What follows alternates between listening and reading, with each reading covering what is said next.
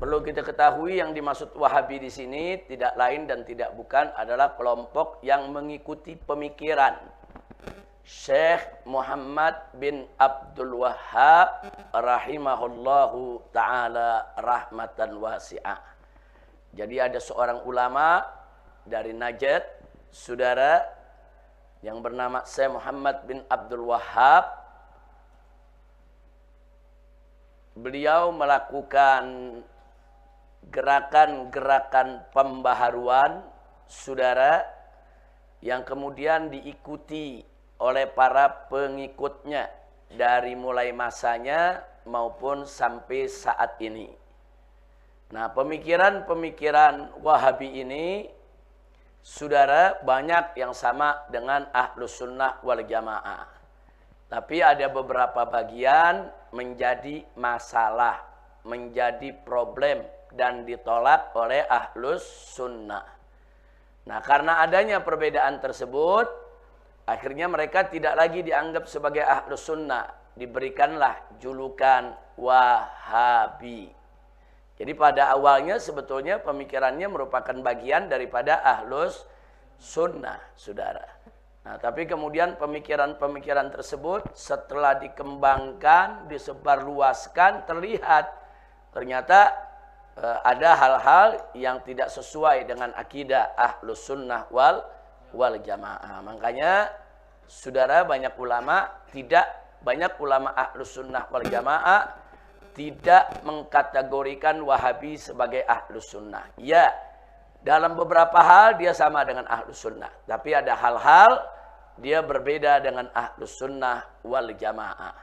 Nah, kita perlu tahu, pengikut Syekh Muhammad bin Abdul Wahhab ini yang mengusung pemikiran Ibn Taimiyah dan Ibnul Qayyim. Ternyata begitu kita pelajari pemikiran Syekh Muhammad bin Abdul Wahhab, juzuruhu, terus kita lihat dari mana sumber pemikirannya. Hal-hal yang bertentangan dengan apa yang diyakini oleh Ahlus Sunnah. Ternyata kebanyakan diambil dari pemikiran Ibn Taimiyah dan Ibnul Qayyim rahimahumallahu ta'ala. Jadi Ibn Taimiyah ini seorang ulama besar, saudara, yang dikenal bermazhab Hambali dalam fikih. Sedangkan dalam akidah beliau punya pemikiran sendiri. Walaupun dalam banyak hal Ibn Taimiyah banyak kesamaan pemikirannya dengan Ahlus Sunnah wal Jamaah. Nah, kemudian Ibn Taimiyah punya murid yaitu Ibnul Qayyim yang terus mengembangkan ajaran gurunya. Nah, ajaran Ibn Taimiyah dan Ibnul Qayyim inilah yang diadopsi oleh Syekh Muhammad bin Abdul Wahhab. Sehingga para pengikut Wahabi sampai hari ini memang banyak dalam argumentasi-argumentasi mereka mengutip dari pendapat Ibnu Taimiyah dan Ibnul Qayyim. Nah, sekarang kita mau tahu aneka label apa saja sih yang diberikan oleh masyarakat Ahlus Sunnah wal Jamaah terhadap kelompok Wahabi ini. Saudara, kita mau lihat label-labelnya. Label-label ini ada yang diberikan oleh masyarakat, ada juga klaim dari Wahabi itu sendiri. Nah, ada mereka mengklaim kami ini nama kelompoknya ini. Tapi ada juga label yang diberikan oleh masyarakat. Mari kita lihat satu persatu. Pertama, saudara, mereka suka disebut Ahlul Hadis. Ahlul Hadis, saudara. Nah, kenapa mereka disebut Ahlul Hadis? Mereka mengklaim, saudara, karena mereka mengklaim sebagai pengikut ahli hadis. Jadi kalau kita membaca buku-buku, kitab-kitab atau ceramah-ceramah dari kalangan Wahabi, mereka sebut ini pendapat Ahlul Hadis. Ini madhab Ahlul Hadis, saudara. Maksudnya ajaran dan pemikiran mereka, saudara. Jadi mereka mengklaim, ya sebetulnya kalangan aswaja daripada Asy'ariyah Maturidiyah juga mereka semua Ahlul Hadis, ya ikhwan. Nah, semuanya Ahlul Hadis. Cuman yang sering mengklaim sebagai Ahlul Hadis adalah kelompok Wahabi. Yang kedua, nah mereka suka mengklaim yaitu sebagai kelompok Atsari. Nah, kadang-kadang kalau kita lihat kitab-kitab yang dicetak Syekh Fulan bin Fulan Al-Atsari. Al-Atsari, saudara. Nah itu berarti dia memang menonjolkan dirinya. Kalau beliau ini ikut pemikiran daripada Syekh Muhammad bin Abdul Wahhab secara terang-terangan dan secara terbuka. Jadi mereka suka sebut diri mereka Atsari. Kenapa? Karena mereka mengklaim sebagai pengikut ahli atsar. Nah, jadi antara hadis dengan atsar kurang lebih sama. Nanti pada saat kita belajar tentang hadis, ini akan kita rincikan apa beda hadis dan atsar. Tapi kurang lebih secara umum hadis dan atsar terkadang dianggap muradif, dianggap sama ya ikhwan. Baik, yang ketiga. Nah, yang ketiga, saudara, mereka juga mengklaim diri mereka sebagai kelompok salafi. Salafi. Kenapa? Karena mereka mengklaim sebagai pengikut setia salaf. Nah, jangan lupa. Beberapa waktu yang lalu saya juga sudah menyampaikan di majelis ini, saudara, bahwa mazhab yang 4 juga semuanya pengikut salaf. Karena Imam Abu Hanifah salaf, Imam Maliki salaf, Imam Malik salaf, Imam Syafi'i salaf, Imam Ahmad ibn Hanbal salaf. 4 mazhab berarti pengikut salaf. Nah, jadi jangan kaget, saudara, kalau ulama-ulama mazhab yang 4 pun sebetulnya mereka juga salafi. Nah, cuma mereka tidak mengklaim diri sebagai salafi. Tapi kalau disebut salafi boleh, mereka memang salafi. Karena mazhab yang 4 semuanya adalah pengikut salaf. Cuman belakangan, saudara, salafi ini, saudara, terjadi distorsi, penyimpangan. Nah, jadi kelompok salafi hanya disebut kelompok mereka saja, kelompok Wahabi saja. Padahal pengikut 4 mazhab pun juga salafi, saudara. Tapi akhirnya kata salafi ini melekat kepada mereka. Jadi mereka suka menyebut dirinya di akhirnya Fulan bin Fulan al-Atsari atau Fulan bin Fulan as-Salafi. Saudara, bahkan beberapa tokoh Wahabi di Indonesia pun menggunakan itu. Mereka pakai al-Atsari dan mereka pakai as-Salafi, ya ikhwan. Baik. Jadi julukan yang 3 ini mereka senang sekali. Disebut ahlul hadis, disebut atsari, disebut salafi. Bahkan bukan hanya senang, memang mereka mengklaim diri mereka dengan label ini, saudara. Yang keempat, saudara, nawasib. Nah, ini, saudara, label ini diberikan oleh mereka karena adanya fakta dan realita. Banyak, saudara, dari kitab-kitab mereka, tulisan-tulisan mereka, ceramah-ceramah mereka, saudara, yang menunjukkan ketidaksukaan kepada Ahlul Bait Nabi. Bahkan ada yang terang-terangan menuduh Ahlul Bait itu semuanya Syiah, ya ikhwan. Nah, sehingga apa? Karena ada kecenderungan di antara dai-dai Wahabi, saya tidak katakan semua, tapi banyak dari kalangan dai Wahabi menunjukkan ketidaksukaan kepada keluarga Nabi. Ditambah lagi, mereka semua, saudara, Wahabi meyakini ibu bapak Nabi kafir, masuk neraka. Nah, musyrik, masuk neraka. Semua sama. Kalau dalam hal ini, yang namanya Wahabi sama, saudara. Mau yang di Saudi, mau di Indonesia, dimanapun juga, mereka punya pendapat sama. Ibu, bapak, Nabi, kafir, musyrik, masuk neraka. Nah, karena sikap yang seperti ini, mereka disebut nawasib. Nah, nawasib itu kelompok yang benci dengan keluarga Nabi Muhammad Sallallahu Alaihi Wasallam. Baik, kemudian yang kelima, saudara, ada juga label untuk mereka, yaitu disebut jamaah takfiriyah. Jamaah takfiriyah. Kenapa disebut kelompok jamaah takfiriyah? Karena golongan ini kebanyakan mudah mengkafirkan sesama muslim. Jadi kelompok yang paling sering mengkafirkan sesama muslim adalah kelompok Wahhab ini. Makanya mereka disebut jamaah takfiriyah, kelompok takfiri. Nah, enggak tanggung-tanggung yang dikafirkan. Asy'ariyah dikafirkan, Maturidiyah dikafirkan. Enggak tanggung-tanggung. Yang dikafirkan ini tokoh sentral daripada Ahlus Sunnah wal wal jamaah. Nanti akan kita buktikan. Jangan sampai disebut kita memfitnah mereka. Nanti akan kita kutip pernyataan ulama-ulama daripada kalangan Wahabi ini yang secara terang-terangan menyesatkan Asy'ariyah dan Maturidiyah. Nah, jadi jangan kaget kalau pada akhirnya kalangan Ahlus Sunnah, saudara, melakukan raddul fi'il, bereaksi, saudara. Karena mereka mengkafirkan Ahlus Sunnah wal Jamaah, akhirnya kalangan Asy'ariyah, saudara, menyebut mereka sebagai kelompok takfiri. Baik, yang keenam. Nah, yang keenam, mereka juga disebut kelompok Khawarij, saudara. Nah, jadi ada yang melabelkan Khawarij. Nah, kalau ada yang bertanya, saudara, kenapa mereka dilabelkan kelompok Khawarij? Karena mudah menghalalkan darah sesama muslim.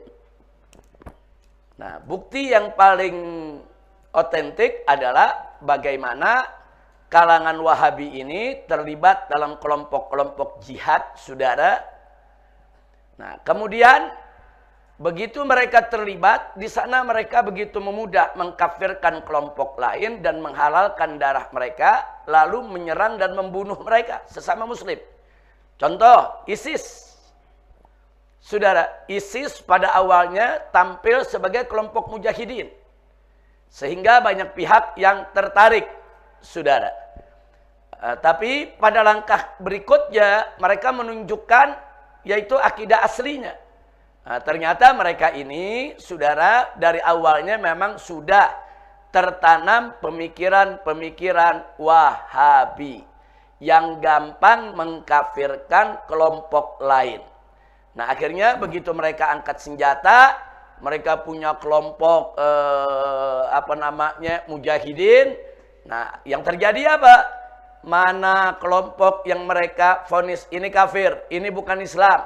Nah, mereka perangi, mereka anggap itu ibadah karena memerangi orang-orang yang sudah kafir. Ternyata mereka perangi sesama muslim sendiri, saudara. Ini terjadi di Irak, terjadi di Syria, saudara, dan terjadi di beberapa negara lain. Na'udzubillah min dzalik. Karena itulah akhirnya, saudara, kelompok Wahabi ini disebut Khawarij. Kenapa disebut Khawarij? Karena dulu Nabi pernah memberi kabar bahwa nanti akan datang satu kelompok, ibadahnya rajin, sholatnya, puasanya juga rajin, tapi baca Al-Qur'annya cuma sampai kerongkongan. Mereka lebih suka memerangi orang-orang Islam dan mereka meninggalkan orang-orang musyrik. Jadi orang kafir mereka nggak suka perangi, tapi kalau orang Islam mereka perangi. Hanya kita lihat kelompok-kelompok ISIS, saudara. Di mana-mana negeri Islam, mereka berontak, mereka angkat senjata, mereka bunuhi sesama muslim. Tapi nggak pernah terdengar ISIS lawan Israel, nggak ada. ISIS datang lawan Israel untuk membantu Palestina, nggak ada, ya ikhwan. Nah, ini jadi problem. Nah, jadi orang-orang kafir mereka biarkan, orang-orang kafir mereka tidak perangi, tapi saudara sendiri sesama muslim mereka perangi. Nah, makanya mereka disebut Khawarij. Dulu Khawarij ini muncul di zaman Sayyidina Ali, saudara. Nah, mereka nggak setuju dengan perdamaian Ali dan Muawiyah radhiyallahu anhuma. Nah, kemudian mereka caci maki Ali dan Muawiyah, bahkan mereka halalkan darahnya. Dan mereka real, bukan hanya ucapan. Mereka angkat senjata, mereka berontak, saudara, untuk membunuh Ali dan Muawiyah. Dan pada akhirnya mereka berhasil membunuh Sayyidina Ali ibn Abi Thalib. Nah, jadi Khawarij ini begitu, mudah menghalalkan darah sesama muslim. Jadi kalau kelompok Wahabi masih mempertahankan sikap semacam itu, ya jangan salahkan umat. Kalau umat memberi label mereka Khawarij. Baik, yang ketujuh. Yang ketujuh, mereka juga dilabeli oleh kalangan Aswaja sebagai kelompok musyabbih. Kelompok musyabbih itu apa? Saudara, musyabbih itu kelompok yang menyerupakan Allah subhanahu wa ta'ala dengan makhluk. Loh, kenapa Wahabi disebut musyabbih? Karena terang-terangan kaum Wahabi menyatakan akidahnya, meyakini bahwa Allah punya tangan, Allah punya mata, Allah punya wajah, Allah punya tangan, Allah punya kaki, Allah naik, Allah turun, Allah lari, Allah duduk di atas kursi singgasananya, dan seterusnya. Nah, bagi Ahlus Sunnah wal Jamaah ini semua tasbih. Ini semua menyerupakan Allah dengan makhluk. Ditolak oleh Ahlus Sunnah wal Jamaah. Walaupun Wahabi menolak. Wahabi katakan kami bukan musyabbih, justru kami lawan tasbih. Saudara, lalu begitu ditanya, kenapa Anda mengatakan Allah punya tangan? Ya karena Allah berfirman dalam Al-Quran ada yadullah, tangan Allah. Ya kami meyakini Allah punya tangan, tapi dalam keyakinan kami Allah itu punya tangan, tapi tangannya tidak seperti tangan kita. Allah punya mata, tapi matanya tidak seperti mata kita. Allah punya kaki, tapi kakinya tidak seperti kaki kita. Nah, jadi bagaimana kaifiahnya diserahkan kepada Allah. Yang penting Allah bilang udah punya tangan, ya sudah, berarti punya tangan. Nah, ini saudara, walaupun sepintas lalu bukan musyabbih, saudara, tapi saudara bagi Ahlus Sunnah wal Jamaah, akidah semacam itu pun tetap disebut tasbih. Kenapa? Karena mereka menyerahkan kaifiyah, yaitu kepada sifat Allah. Sementara Allah itu sifatnya tidak boleh disifatkan dengan kaifiyah. Baik, yang ke-8 berikutnya. Mereka juga disebut mujassim. Saudara, kenapa? Karena menjasmanikan Allah subhanahu wa ta'ala dalam bentuk dan rupa. Ya kalau Allah sudah disebut punya wajah, punya tangan, punya kaki, dan lain sebagainya, berarti menjasmanikan Allah dalam bentuk dan rupa. Ini bagi aswaja ditolak. Haram orang beriman punya akidah semacam ini. Bahkan banyak ulama aswaja mengatakan musyabbih mujassim ini termasuk akidah yang kufur. Na'udzubillah min dzalik. Nah, sebagaimana tadi, saudara, Wahabi nggak mau disebut mujassim. Bahkan mereka mengaku mereka juga perang dengan mujassim, saudara. Tapi faktanya akidah mereka tersebut bagi aswaja itu sudah tasbih dan sudah tajsim. Nah, jadi jangan kaget kalau banyak ulama Ahlus Sunnah, saudara, dalam karangan-karangannya menyebut Wahabi ini kelompok musyabbih, kelompok mujassim, saudara. Kelompok musyabbih artinya menyerupakan Allah dengan makhluk, kelompok mujassim yang menjasmanikan Allah dalam bentuk, dan ini tertolak oleh Ahlus Sunnah. Yang ke-9, saudara, mereka disebut, yaitu tadi, sebagai Wahabi. Mereka disebut sebagai Wahabi. Kenapa? Karena mereka mengikuti pemikiran Syekh Muhammad bin Abdul Wahhab, saudara. Nah, jadi karena mereka pengikut Muhammad bin Abdul Wahhab, jadi disebut Wahabi. Baik, kemudian yang ke-10, saudara, ada juga yang menyebut mereka sebagai gulat sunni. Nah, di Syiah ada gulatnya, ternyata di Sunni juga ada gulatnya, saudara. Jadi Anda mengatakan kalau Syiah ada gulatnya yang menyimpang daripada ajaran Syiah, awalnya ikut ajaran Syiah, terus kelewat batas menyimpang, disebut gulat Syiah. Nah ini juga begitu, awalnya ikut Ahlus Sunnah, tapi punya pemikiran sendiri, kebablasan, saudara. Begitu dia kebablasan, dia jadi gulat sunni. Jadi jangan kaget, di perdebatan di tengah ulama aswaja, di dalam menyoroti Wahabi, inilah label-label yang perlu kita kenal terhadap Wahabi. Kenapa disebut gulat sunni? Karena klaim sebagai sunni, tapi kelewat batas. Mereka mengklaim sebagai sunni. Wahabi di mana-mana selalu mengatakan kami Ahlus Sunnah, kami Ahlus Sunnah. Enggak ada Wahabi enggak mengatakan dirinya sebagai Ahlus Sunnah.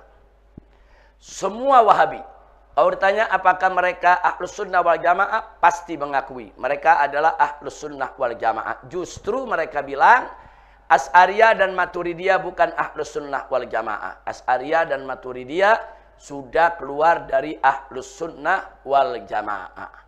Nah inilah ada 10 label ya kawan. Nah dari label ini, mana yang Wahabi suka? Yang Wahabi suka adalah nomor 1, 2, dan 3. Ya, jadi kalau kita bertemu mereka, sebut mereka Ahlul Hadis, Atsari, Salafi, mereka senang, saudara. Nah, dan mereka nggak marah, mereka suka. Karena memang mereka mengklaim diri mereka seperti itu. Tapi kalau udah nomor 4, 5, 6, 7, 8, saudara, wah itu mereka nggak suka, mereka tolak. termasuk 10 mereka tolak, 9 juga mereka tolak.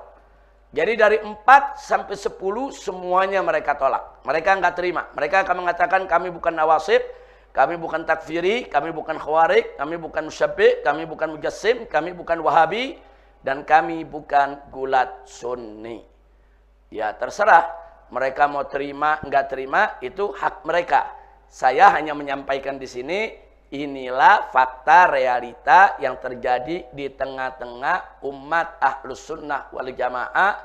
Ya saudara, yang tidak lain dan tidak bukan adalah Asy'ariyah dan Maturidiyah yang saat ini menjadi kelompok mayoritas umat Islam di seluruh dunia. Seluruh dunia umat Islam lebih dari 80% adalah Ahlus Sunnah wal Jamaah, Asy'ariyah, Maturidiyah, 80% lebih. Nah, karena itu, saudara, masyarakat di 80% dunia ini lebih di mana-mana. Kalau lihat Wahabi, ya ini yang mereka sebut. Oh ini Wahabi, oh ini gulat sunni, oh ini mujassim, oh ini musyabbi', ini khawarij, ini takfiri. Nah, jadi jangan kaget, label-label tersebut melekat terhadap mereka, ya karena perbuatan mereka sendiri. Lalu kalau saya ditanya, kira-kira dari semua nih nomor 1 sampai 10, mana yang lebih saya pribadi suka menyebutnya? Saudara, yang saya suka menyebutnya dan sering saya lakukan, nomor 3 dan nomor 9. Salafi dan Wahabi. Kapan saya sebut mereka Salafi? Kalau saya ketemu kelompok-kelompok Wahabi yang mu'tadil. Kelompok Wahabi yang santun, yang ramah, yang tidak mengkafir-kafirkan sesama muslim, yang enggak merasa dirinya benar sendiri, yang enggak menyesatkan Asy'ariyah dan Maturidiyah. Dia mau duduk dengan kita, berjuang bareng dengan kita.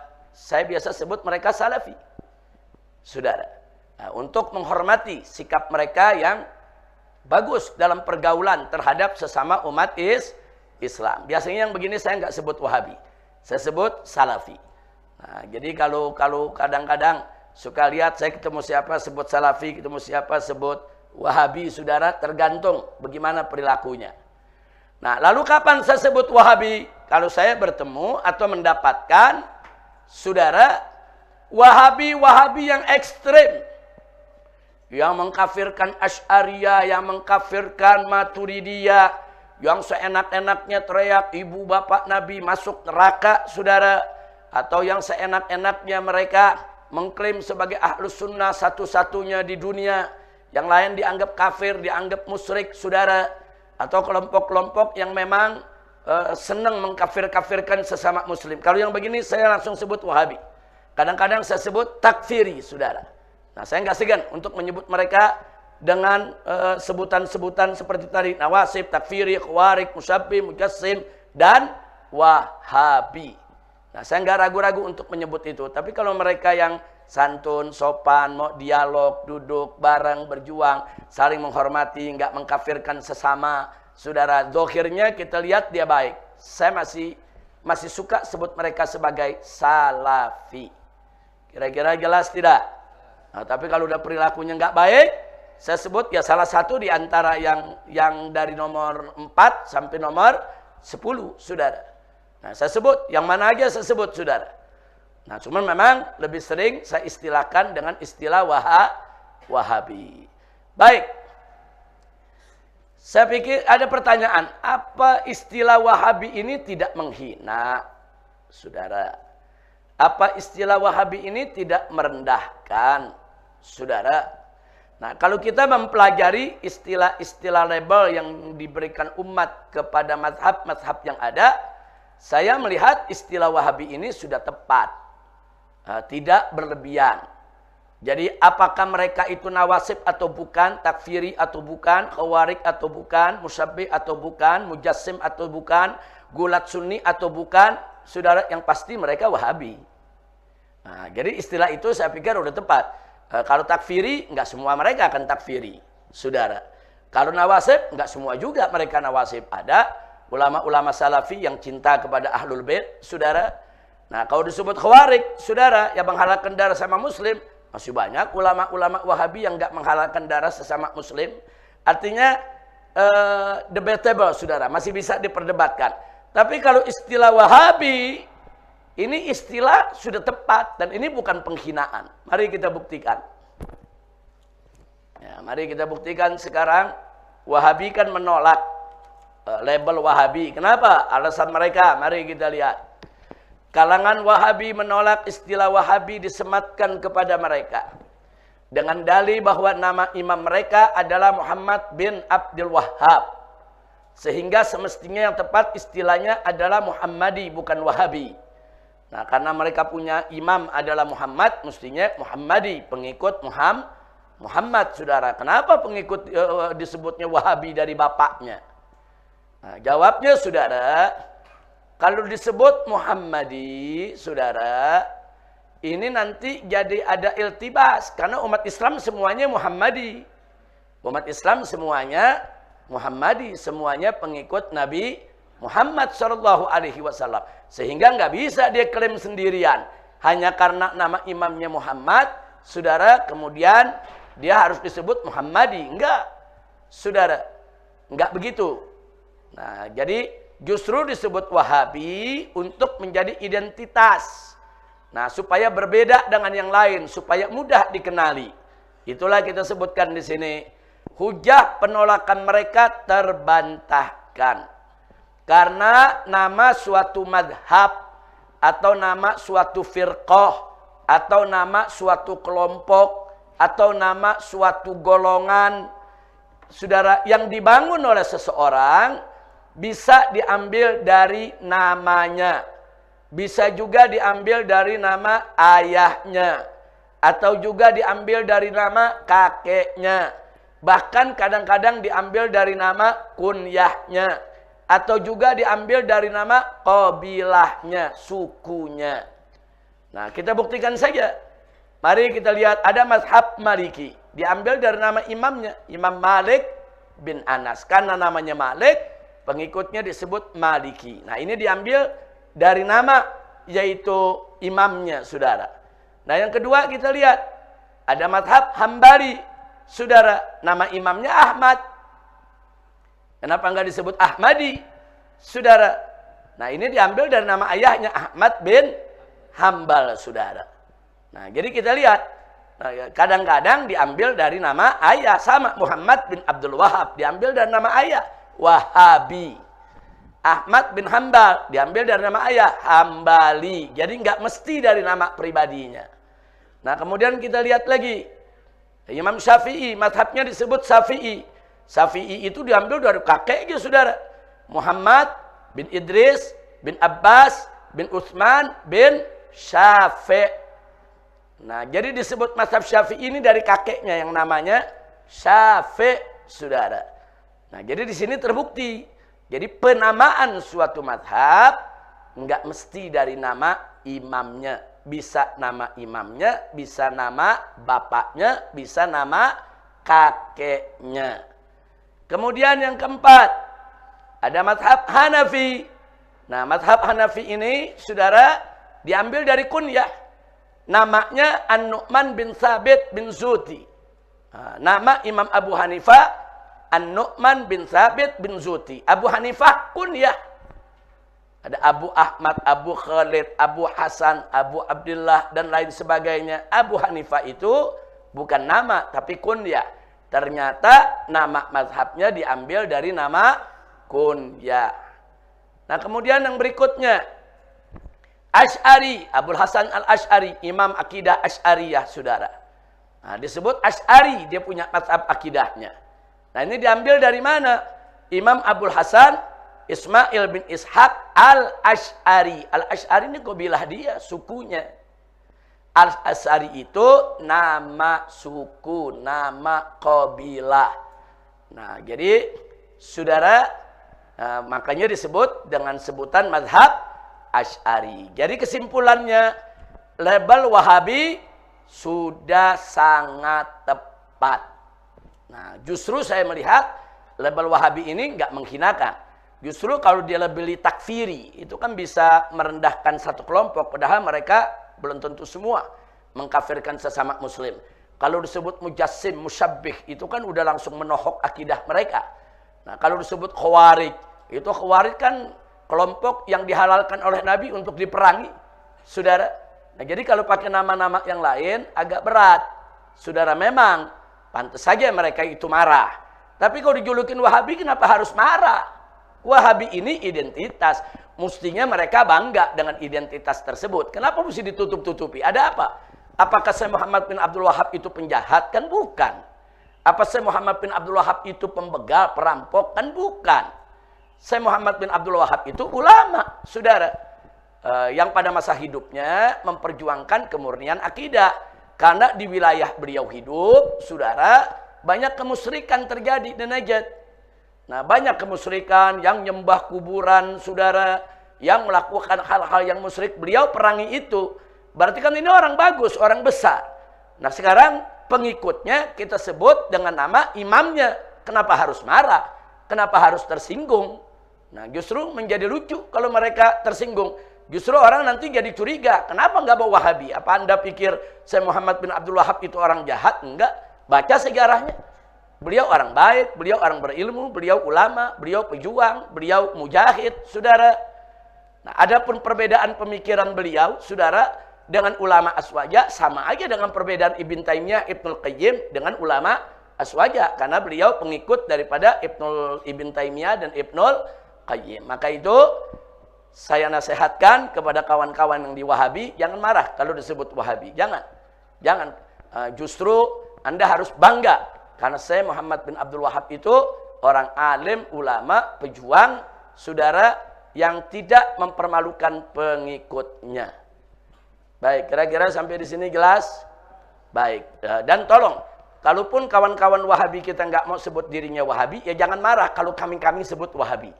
Jangan marah kalau umat Islam ini di Indonesia menyebut pengikut Syekh Muhammad bin Abdul Wahab sebagai kelompok Wahabi. Jangan marah, jangan. Ini identitas. Supaya orang tahu, oh ini Asy'ari, ini Wahabi, ini. Jadi biar nggak mulakbat, biar nggak tercampur aduk, nanti umat jadi bingung ya ikhwan. Nah, kalau udah jelas biar umat menentukan pilihannya. Mau ikut Asy'ari, mau ikut Maturidi, mau ikut Wahabi, saudara. Nah, itu bagaimana hasil daripada pencarian, pembelajaran, penilaian dari umat Islam itu sendiri. Nah, ini yang saya mau sampaikan. Baik. Sekarang mari kita masuk tentang trilogi tauhid. Trilogi tauhid, saudara.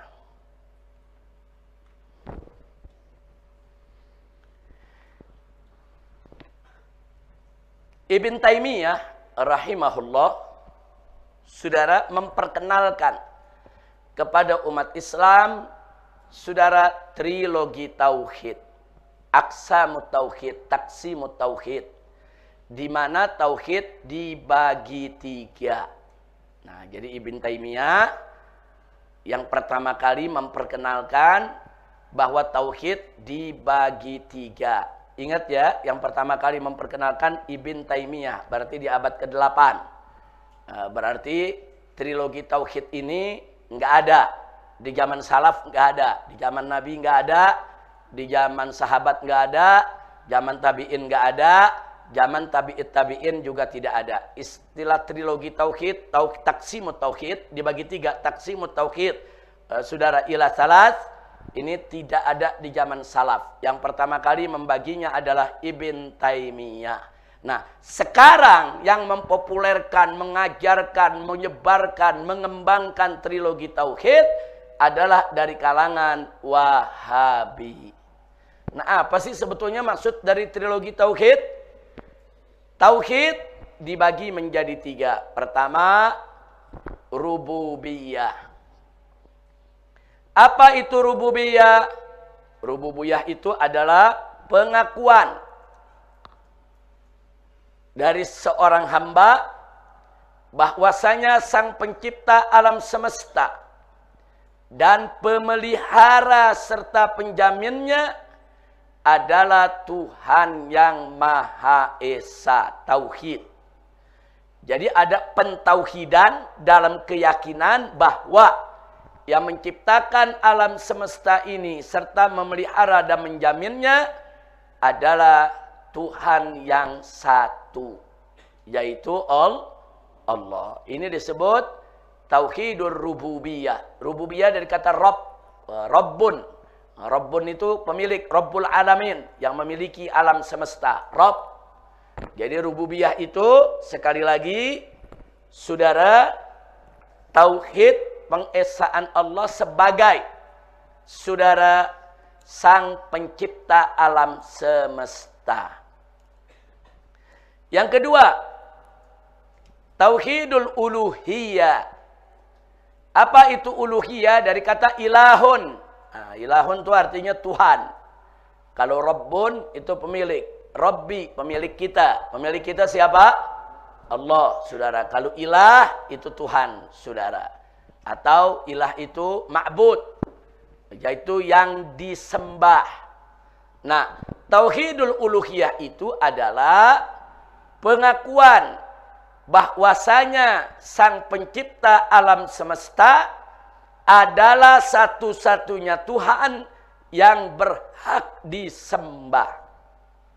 Ini konsep la ilaha illallah. Tiada Tuhan yang berhak disembah selain Allah. Nah, ini namanya tauhidul uluhiyah, saudara. Baik. Kemudian yang ketiga, tauhidul asma was sifat. Apa itu tauhidul asma was sifat? Pengakuan seorang hamba bahwasanya sang pencipta alam semesta memiliki nama-nama yang maha indah dan sifat-sifat yang sempurna layak dengan kesuciannya. Saudara, perhatikan. Ini kalau sampai di sini kadang-kadang orang bingung, kan bagus nih. Kan Ahlus Sunnah begini juga. Loh, ada masalah apa Ahlus Sunnah menolak? Saudara, Ahlus Sunnah tidak menolak rububiyahnya.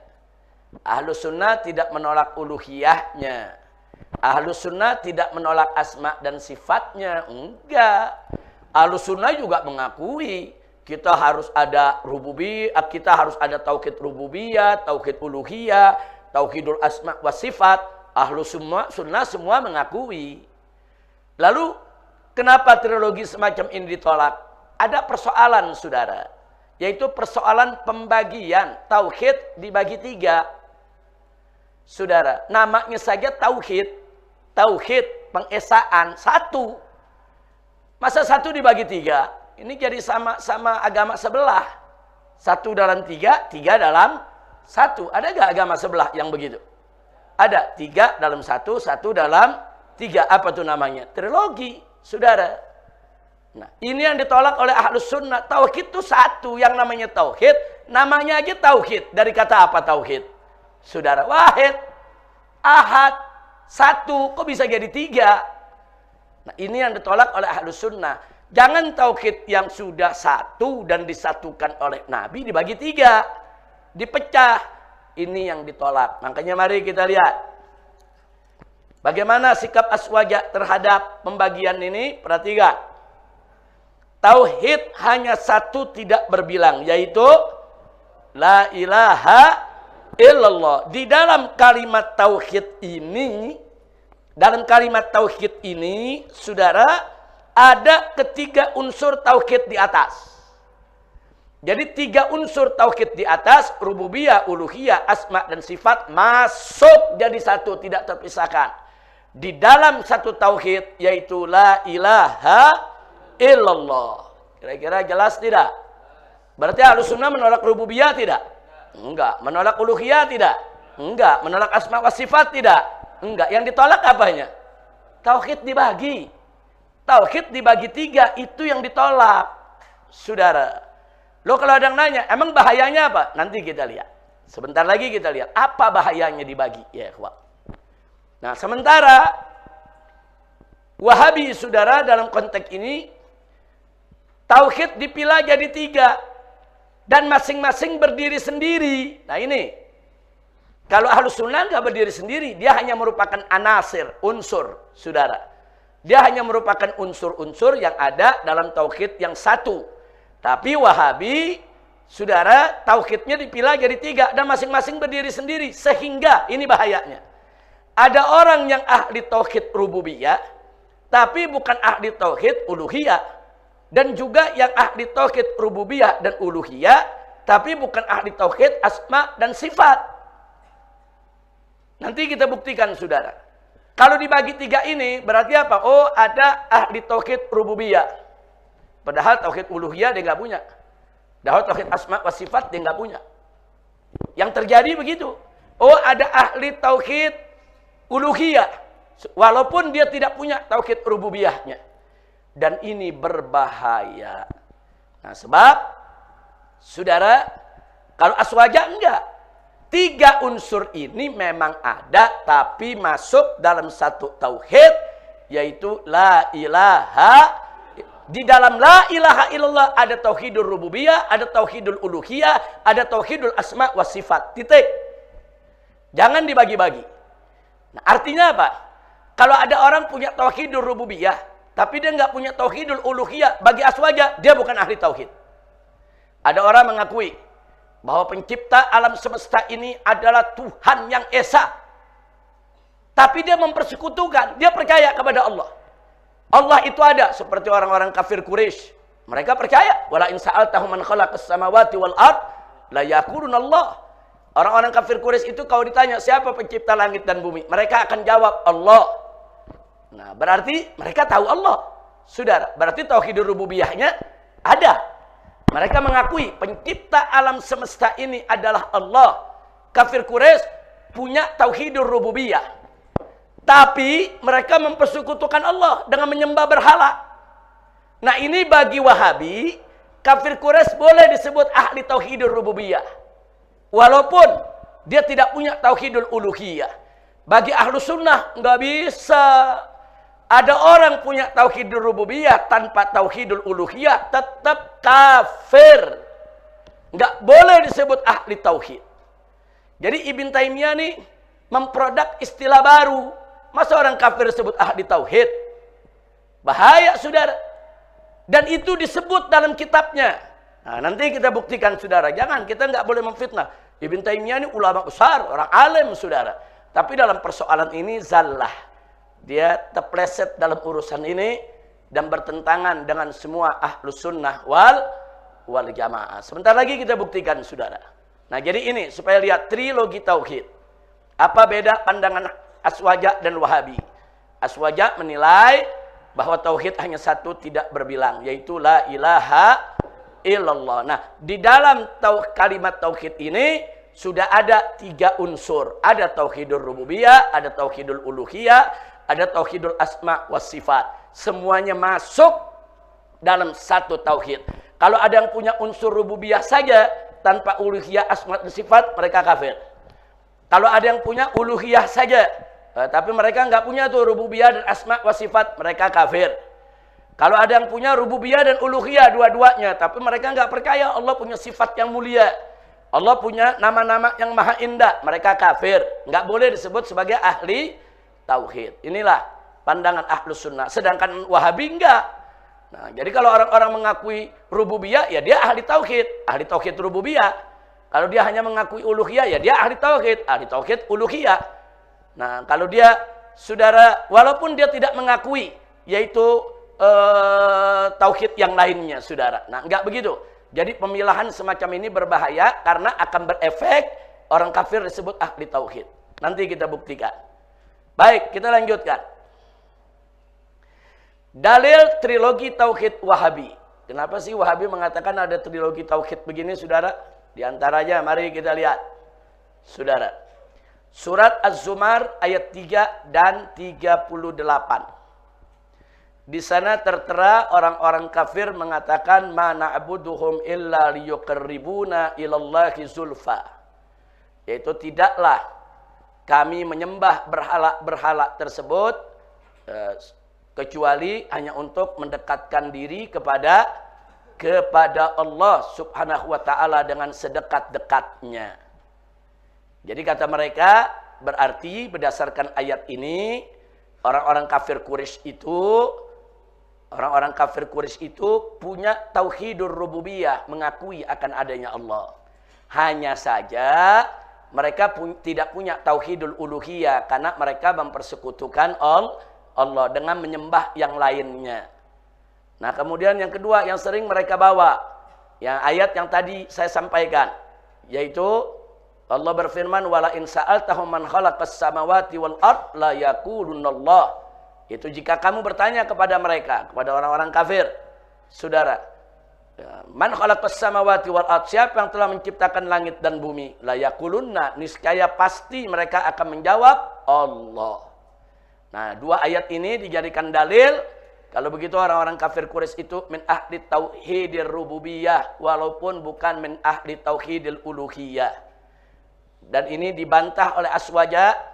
Tidak gara-gara pengakuan ini atau fakta ini kemudian mereka disebut ahli tauhid. Enggak, selama mereka mempersekutukan Allah, mereka bukan ahli tauhid walaupun mereka mengakui akan adanya Allah. Kita lanjutkan. Masih soal trilogi tauhid Wahabi, saudara. Surat Az-Zumar ayat 3 dan 38 yang tadi kita bacakan menginfokan bahwa kaum musyrikin di zaman Nabi sallallahu alaihi wasallam mengakui akan adanya Allah Subhanahu wa taala sebagai Tuhan pencipta alam semesta. Akhirnya oleh kalangan Wahabi mereka dianggap ahli tauhid rububiyah. Nah, kemudian yang berikutnya surat Az-Zumar ayat 3 dan 8 juga menginfokan bahwa kaum musyrikin di zaman Nabi sallallahu alaihi wasallam masih tetap mempersekutukan Allah Subhanahu wa taala, mempersekutukan Allah Subhanahu wa taala. Artinya mereka bukan ahli tauhid uluhiyah. Mereka ahli tauhid rububiyah, tapi mereka bukan ahli tauhid uluhiyah. Nah, apa bahaya yang kita tangkap di sini? Bahaya yang kita tangkap adalah kafir disebut ahli tauhid.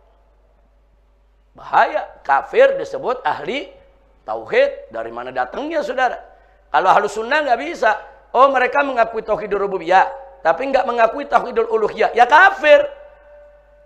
Jadi mengakui tauhid itu satu kesatuan tidak terpisahkan. Makanya Ahlus Sunnah mengatakan tauhid itu satu tidak berbilang. Semuanya terhimpun dalam kalimat tauhid. La ilaha illallah. Makanya kalimat la ilaha illallah disebut kalimat apa? Kalimat tauhid, saudara. Nah, jadi jangan bikin bid'ah, tauhid dibagi-bagi. Jadi yang jadi persoalan taksimul tauhid, saudara. Tapi kalau mereka memandang pembagian tiga hanya sebagai unsur atau sebagai anasir yang menjadi satu kesatuan, ya Ahlus Sunnah sudah memiliki itu. Kenapa mesti bikin akidah baru, saudara? Nah, dari dulu juga Ahlus Sunnah mengakui ada uluhiyah, rububiyah, asma wa sifat, saudara, ada. Ahlus Sunnah mengakui itu semua. Cuman Ahlus Sunnah tidak memilah. Semuanya itu menjadi satu kesatuan tidak terpisahkan. Dan semua terhimpun ada di dalam kalimat tauhid. La ilaha illallah. Kalau ada yang punya satu unsur, dua unsur nggak punya, kafir. Punya dua unsur, satu unsur nggak punya, kafir. Saudara, maka dia mesti punya tiga-tiganya. Ini sebetulnya konsepnya nggak beda jauh dengan arkanul iman. Arkanul iman, iman kepada Allah, iman kepada Rasul, kepada kitab, kepada malaikat, iman. Nah, kalau kita iman kepada Allah, tapi tidak iman kepada para Rasulnya, mukmin bukan? Bukan. Nggak bisa disebut mukmin. Iman kepada Allah, iman kepada para malaikat, iman kepada para Rasul, tapi tidak iman kepada Al-Quranul Karim. Bisa disebut mukmin? Nggak bisa. Karena 6 perkara itu adalah arkanul iman. Menjadi satu kesatuan, rukun. Satu lepas, iman lepas. Ya ikhwan. Kira-kira jelas gak? Nah, satu lepas, iman lepas. Nah, mungkin di sini Wahabi bingung. Ini teologi tauhidnya mau disebut arkan. Arkan iman udah ada. Ya kalau mau disebut arkan, arkanul iman itu arkan tauhid. Al-iman wa tauhid dia juga, saudara. Akhirnya mereka sebut ini aqsamut tauhid. Nah, kalau sudah aqsam, taksim, dibagi, dibelah. Nah, itu yang ditolak oleh Ahlus Sunnah. Kecuali kalau mereka mengatakan, saudara, bahwa tauhid la ilaha illallah yang satu itu mengandung unsur rububiyah, uluhiyah, asma dan sifat. Nggak ada masalah. Karena memang begitulah akidah Ahlus Sunnah sejak dulu. Cuman sekarang dikamuflase seolah-olah Ahlus sunnah nih kita nggak mengakui rububiyah, kan lucu. Kita nggak mengakui uluhiyah, kan lucu. Sejak kapan Ahlus sunnah nggak mengakui rububiyah dan uluhiyah serta asma wa sifat? Saudara, dari dulu kita mengakui. Nah mestinya kalau Wahabi tahu Ahlus sunnah itu sudah memiliki unsur tauhidur rububiyah, uluhiyah, asma wa sifat di dalam kalimat tauhid yang satu, la ilaha illallah, mestinya mereka nggak bikin taksim yang baru. Mereka tidak buat tauhid yang baru. Kira-kira jelas tidak? Alhamdulillah. Kita lanjut, saudara. Nah sekarang mari kita lihat dalil-dalil yang tadi digunakan oleh mereka, saudara. Dalil-dalil yang digunakan oleh mereka tadi, saudara. Trilogi Tauhid Wahabi. Aswaja mengakui akan adanya Allah subhanahu wa ta'ala sebagai Tuhan pencipta alam semesta. Dan sebagai satu-satunya Tuhan yang berhak disembah. Saudara. Nah di sini berarti aswaja di mata Wahabi, saudara, ahli tauhid rububiyah dan uluhiyah. Karena dua tauhid tadi ada. Tapi begitu masuk ke dalam urusan sifat, saudara, ini yang jadi persoalan. Aswaja tidak mengakui bahwa Allah subhanahu wa ta'ala punya tangan, punya kaki, punya betis, punya wajah, punya mata, serta duduk, lari, naik, turun, dan tertawa seperti makhluk. Saudara, karena aswaja tidak mengakui ini, sementara ini adalah akidahnya Wahabi, mereka sebut aswaja bukan ahli tauhid asma dan sifat. Berarti kalau bukan ahli tauhid asma dan sifat, aswaja apa namanya? Kafir. Inna lillahi wa inna ilaihi raji'un. Saudara. Jadi aswaja disebut bukan ahli tauhid. Kafir disebut ahli tauhid. Ini terbulak terbalik nih. Kafir yang cuma ngakui tauhid rububiyah, padahal mempersekutukan Allah, disebut ahli tauhid. Saudara. Tapi aswaja yang punya tauhid rububiyah dan uluhiyah hanya berbeda pandangan dalam soal asma wa sifat dengan Wahabi, disebut bukan ahli tauhid. Nah, ini yang seperti ini sangat berbahaya. Nah, sekarang katakan ada Wahabi mungkin yang saat ini juga ikut menyaksikan, ikut mendengarkan. Nah, di sana mereka minta bukti. Habib Rizik jangan ngomong aja. Kapan kami sebut kalau mereka ini bukan ahli tauhid? Saya bacakan di sini langsung apa yang dikatakan saudara kaum musyrikin. Kita masuk berikutnya, kita lihat. Sebelum kita masuk ke sana, kaum musyrikin karena mengakui adanya Allah sebagai Tuhan pencipta alam semesta, walaupun tidak menyembah Allah, maka disebut ahli tauhid rububiyah. Aswaja walaupun menyembah Allah, akan tetapi karena tidak mengakui bahwa Allah punya sifat seperti makhluk, maka disebut bukan ahli tauhid asma dan sifat. Nah, di sini saudara, yang jadi problem trilogi tauhid itu melahirkan pentauhidan kafir dan pengkafiran ahli tauhid. Ini berbahaya. Jadi selama ini banyak umat ditipu dengan trilogi tauhid karena kan rububiyah ada di aswaja, kan uluhiyah ada di aswaja, kan asma wa sifat ada di aswaja. Nah, kadang mereka lihat, oh iya ini ada, saudara, mereka terima. Nah, tapi setelah mereka dalami ternyata lain maksudnya, tujuannya lain. Nanti akan kita bongkar, saudara, kemana arah mereka sebenarnya. Nah, sekarang mari kita lihat penyurumaan tauhid aswaja dengan keyakinan musyrikin. Itu dilakukan langsung oleh Syekh Ibn Taimiyah. Ibn Taimiyah menyerupakan tauhid aswaja dengan keyakinan musyrikin. Ibn Taimiyah dalam kitab Minhajus Sunnah juz 2 halaman 62, tatkala beliau bicara tentang sederetan ulama aswaja. Siapa itu ulama aswaja yang dibicarakan? As-Sahrawardi, Al-Imam Razi, dan Al-Imam Al-Amidi, saudara. Ini 3 ulama besar dari Ahlus Sunnah wal Jamaah, saudara. Apa kata Ibn Taimiyah tentang mereka di kitab Minhajus Sunnah, juz 2 halaman 62, saudara. Di perpustakaan kita ada, di perpustakaan di Wisma ada, di perpustakaan dalam masjid ini ada kitab ini, saudara. Di perpustakaan Petamburan juga ada ini kitab. Silakan dibuka, Minhajus Sunnah, kita punya kitabnya. Di sini Ibn Taimiyah mengatakan bahwa Imam Sahrawardi, Ar-Razi, dan Al-Amidi. Jadi kalau kita buka, lihat kalimat sebelumnya. Nah, bagaimana beliau lagi mengkritik, menyerang tiga imam ini, saudara. Beliau katakan, dakhalu fi ba'dil batilil mubda', saudara.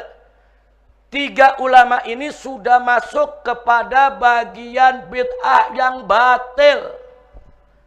Wa akhraju minat tauhid, mereka keluarkan dari makna tauhid, ma huwa minhu, apa-apa yang sebetulnya itu bagian daripada tauhid. Jadi tiga imam aswaja dituduh mengeluarkan unsur tauhid dari tauhid. Jadi tauhid ada unsur-unsur penting dikeluarkan, enggak diakui. Walam ya'rifu, di sini dikatakan katauhidul uluhiyah wa itsbati haqa'iq asma'illah. Seperti tauhidul uluhiyah dan isbat, penetapan hakikat nama-nama Allah. Ini tuduhan ini, saudara. Tiga imam aswaja dikatakan mereka sudah melepaskan tauhidul uluhiyah dan tauhidul asma wa sifat dari dalam inti tauhid, saudara.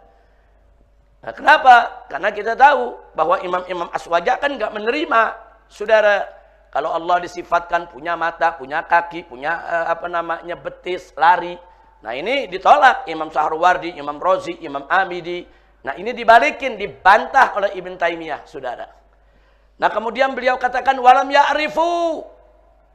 Mereka nih Sahrawardi, Ar-Razi, dan Al-Amidi, lam ya'rifu, mereka tidak tahu minat tauhid, daripada tauhid illa tauhidur rububiyah. Kecuali taunya cuma tauhidur rububiyah saja, bahwa Allah adalah yang menciptakan alam semesta. Wa huwal ikrar, yang demikian itu adalah ikrar bi annallaha khaliq kulli syai'. Ikrar, pernyataan bahwa Allah Subhanahu wa taala ada pencipta segala sesuatu. Apa selanjutnya dikatakan wa hadza tauhid. Tauhid semacam ini kana yuqirru bihil musyrikun alladzina qala Allahu anhum wala in sa'altahum man khalaqas samawati wal ard la yaquluna Allah.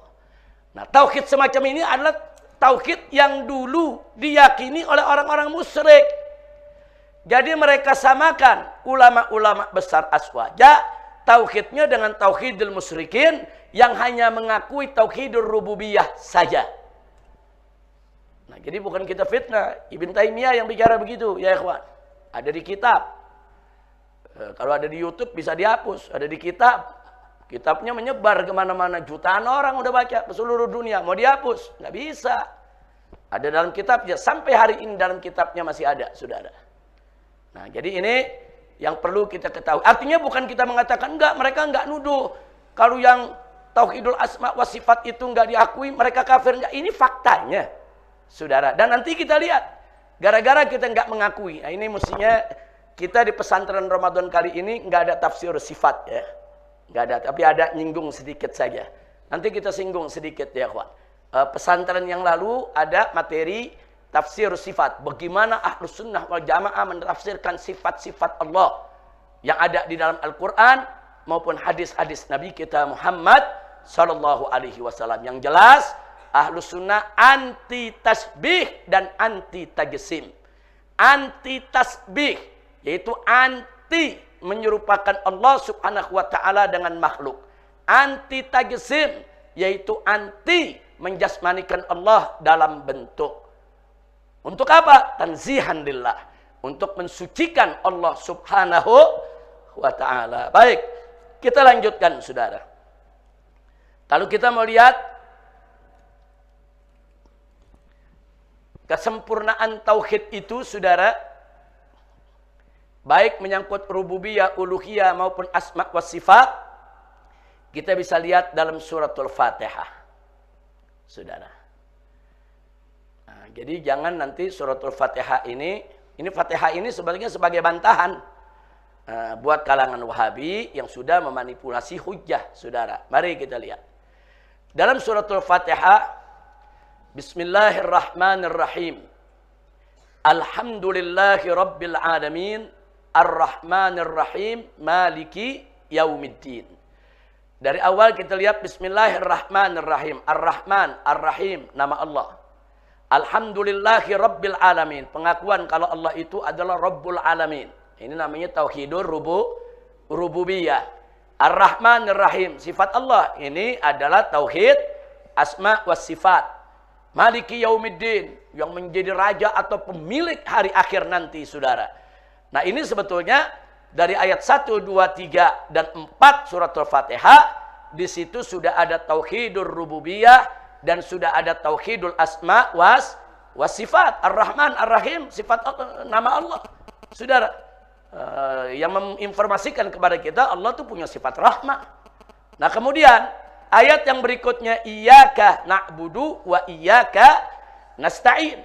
Hanya kepada Engkau ya Allah kami menyembah, dan hanya kepada Engkau ya Allah kami minta pertolongan. Artinya apa di sini? Ini soal ubudiyah, ibadah kepada Allah.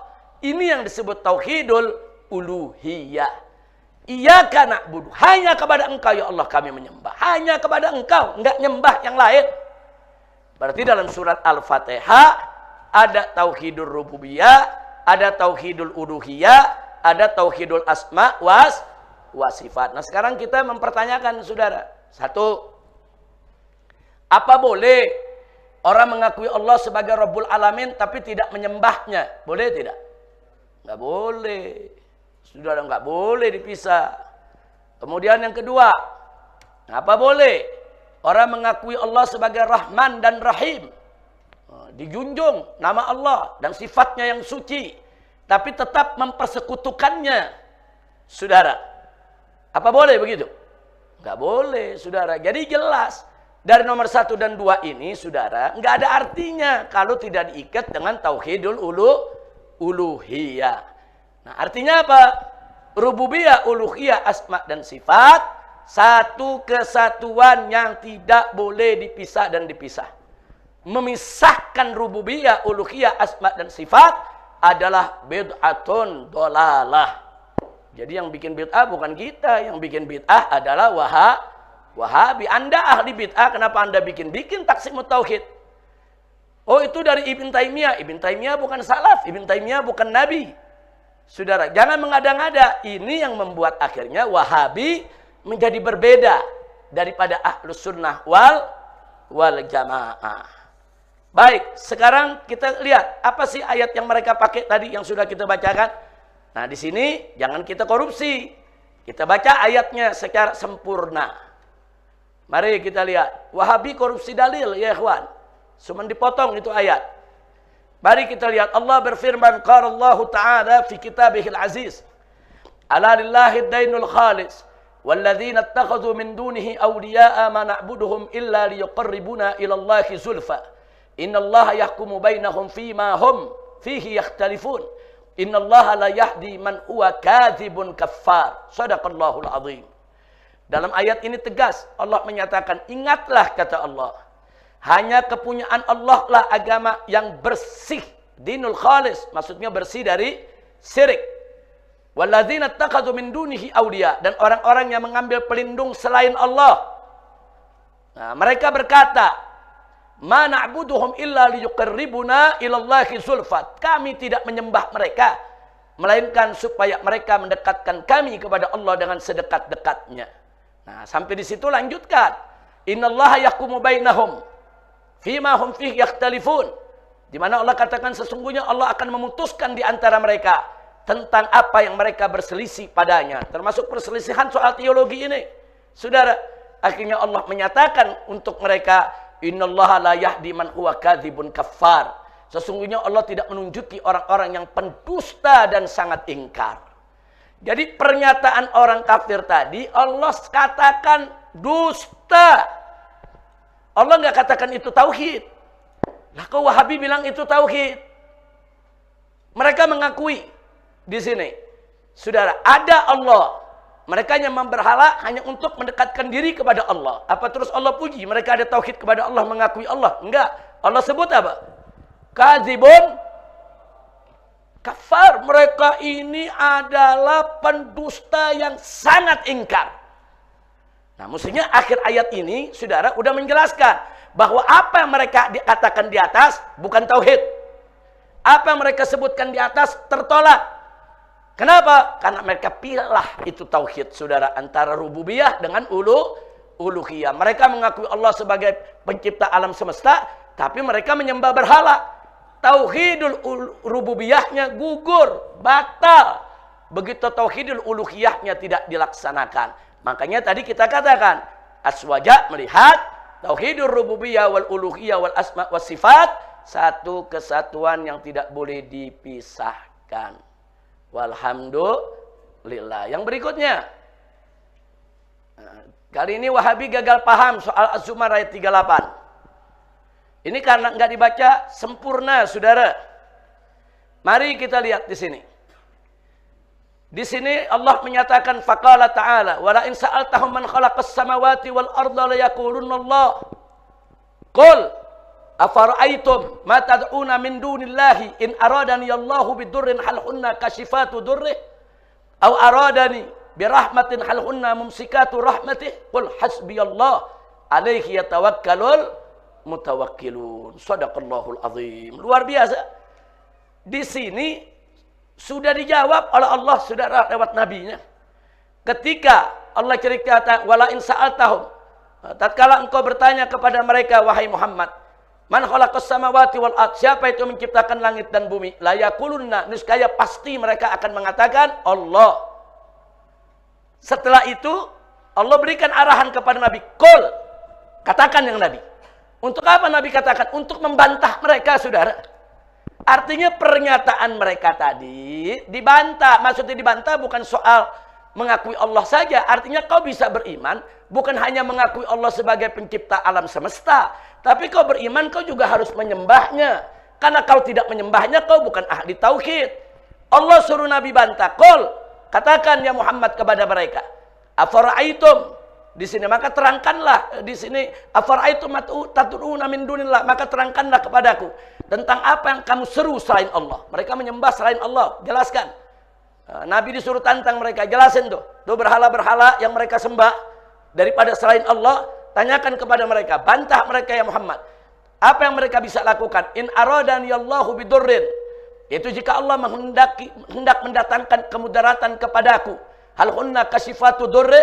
Nah, apakah berhala itu bisa menghilangkan kemudaratan tersebut? Au aradani birahmatin. Atau Allah menghendaki rahmat kepadaku. Hal hunna mumsikatu rahmati. Apa berhala-berhala itu bisa menahan rahmat Allah? Qul, katakan Muhammad, hasbiyallah, cukuplah Allah bagiku. Alaihi yatawakkalul mutawakkilun, kepadanya lah bertawakal orang-orang yang berserah diri. Artinya dalam ayat ini ada bantahan. Waktu mereka ditanya, siapa yang menciptakan langit dan bumi? Allah. Jangan langsung mengatakan mereka itu orang-orang bertauhid. Tunggu dulu, bantah ya Muhammad. Bantah, kenapa? Karena mereka mengakui Allah sebagai pencipta langit dan bumi, tapi nggak menyembah Allah. Nah, berarti kalau dibantah, dalil mereka bukan ahli tauhid. Kira-kira jelas tidak? Ahlus sunnah nih jeli kalau ngelihat dalil ya kawan. Jeli, ahlus sunnah nih kalau ngelihat dalil tuh jeli, dikuliti satu-satu ya kawan. Nah, jangan lihat dohirnya aja, jangan dipotong-potong ini ayat. Nah, maka itu dari sini mari kita lihat sikap Aswaja terhadap trilogi tauhid. Satu,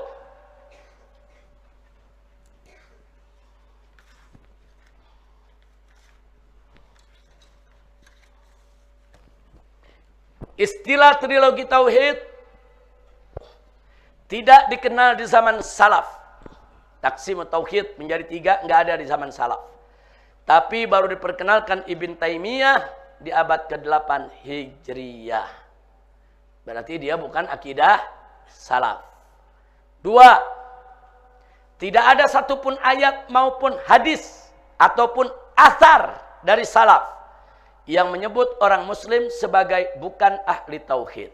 Kalau dia sudah muslim, mengakui arkanul Islam, dia mukmin mengakui arkanul iman, saudara, ya dia ahli tauhid, saudara. Nah, kemudian yang ketiga, tidak ada satupun ayat maupun hadis ataupun athar salaf yang menyebut orang kafir sebagai ahli tauhid. Enggak ada. Enggak ada kumpulan orang kafir terus salaf bilang oh ini ahli tauhid. Enggak ada ya, ikhwan. La Quran wala sunnah wala athar wala khabar.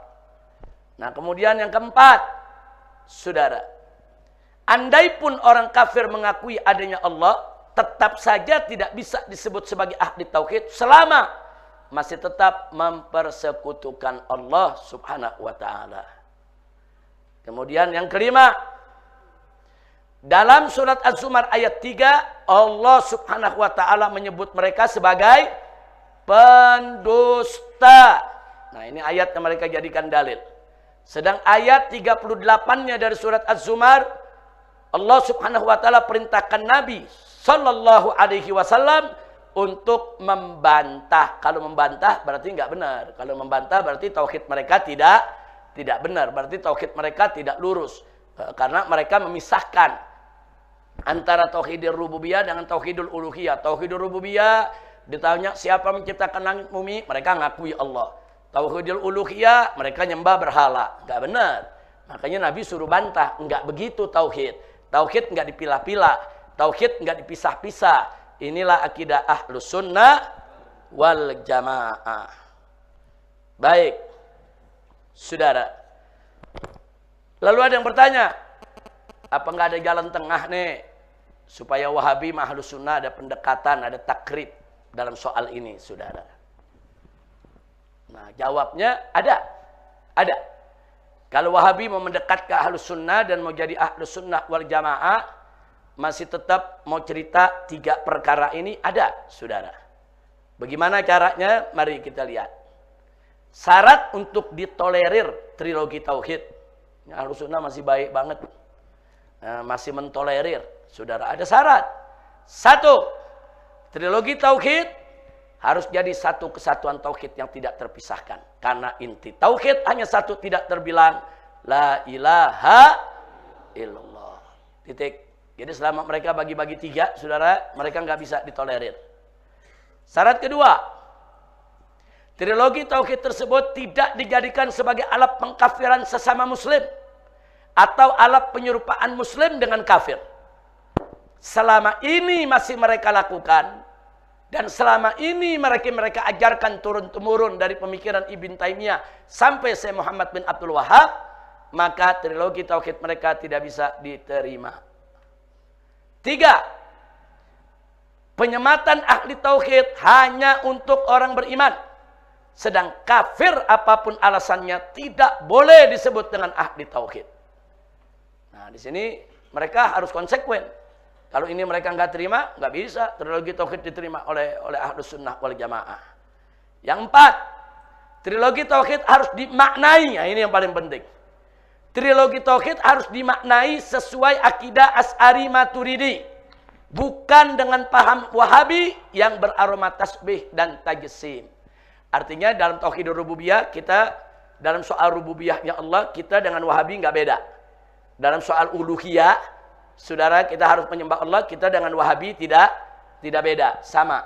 Nah, tapi yang jadi problem dalam asma wa sifat, saudara. Nah, kalau tauhidul asma wa sifat dipahami dengan paham Wahabi, Allah diserupakan dengan makhluk, punya mata, punya tangan, punya kaki, punya wajah, saudara.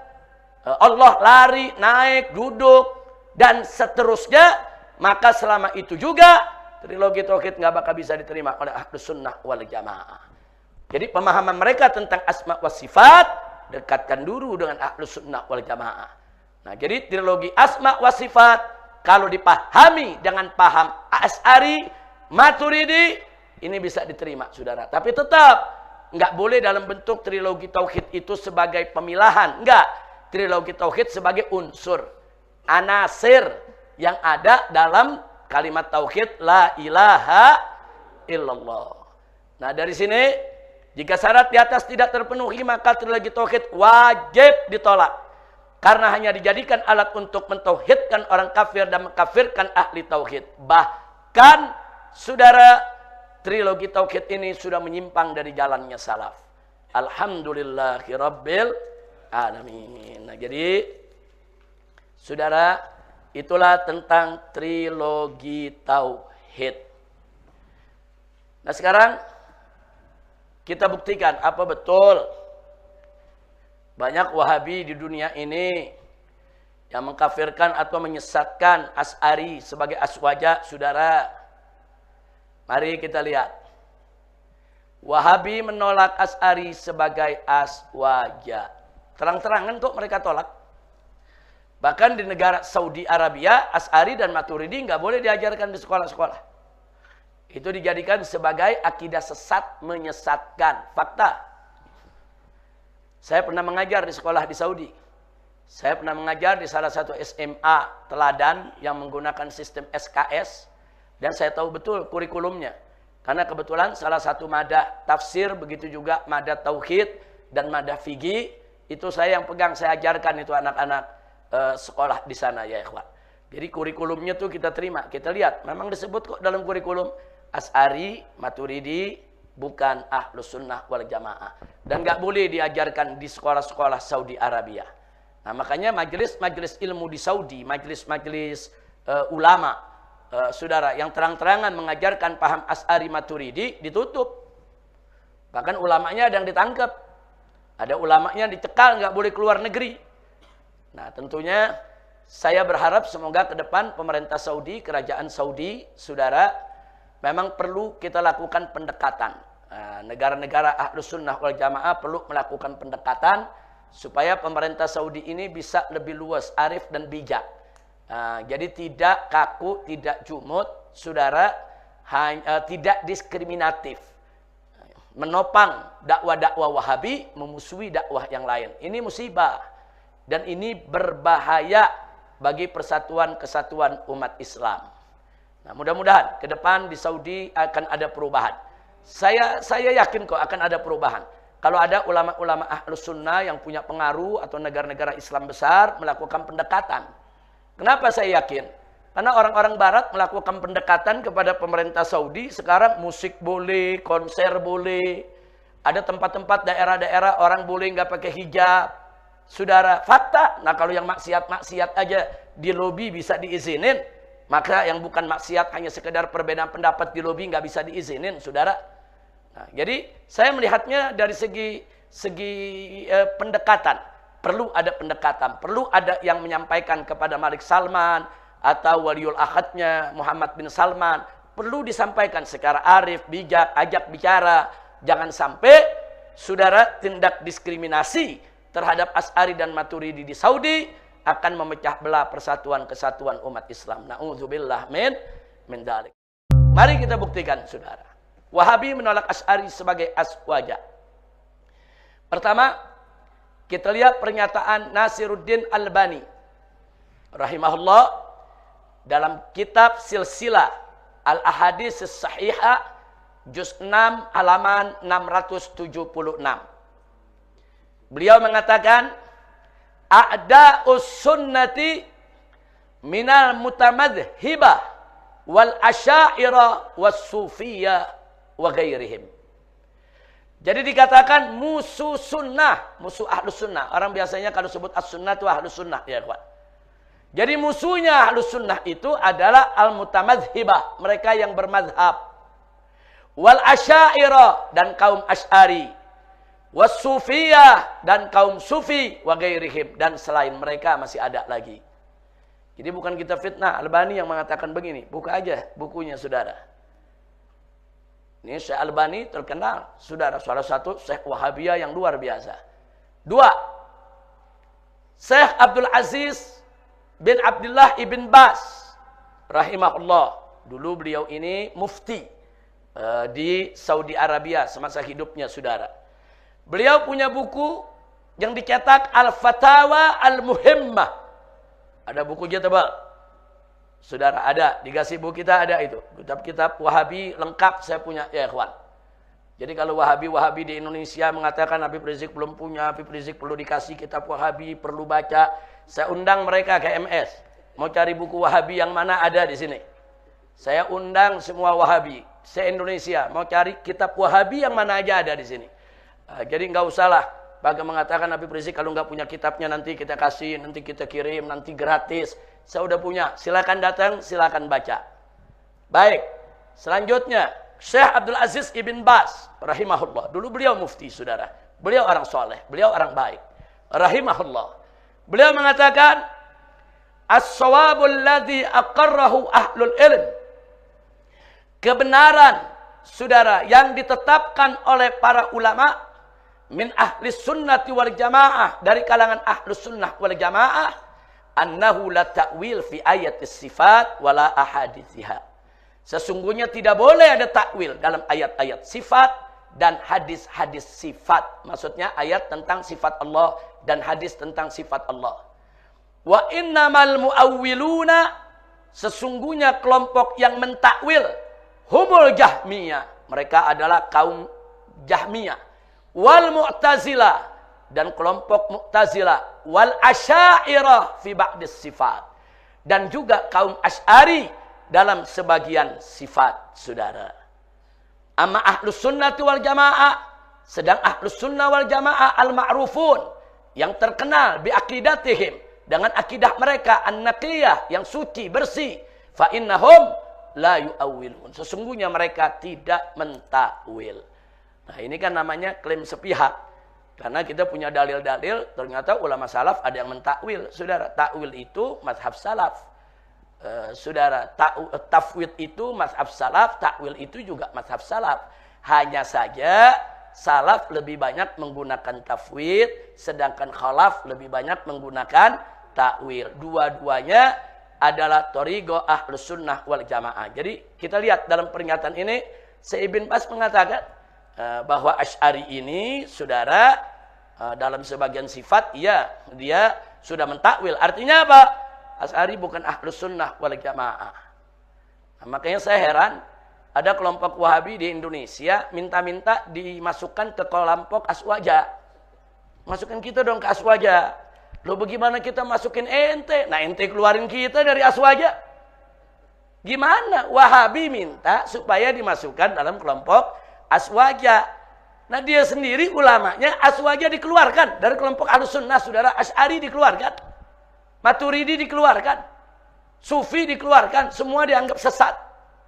Nah, jadi jangan salah juga kalau kemudian dari kelompok Aswaja menggelar muktamar di kesnya. Tahun berapa tuh? Belum lama, beberapa tahun yang lalu, saudara. Habib Umar bin Hafiz hadir itu dengan ulama-ulama dunia, saudara.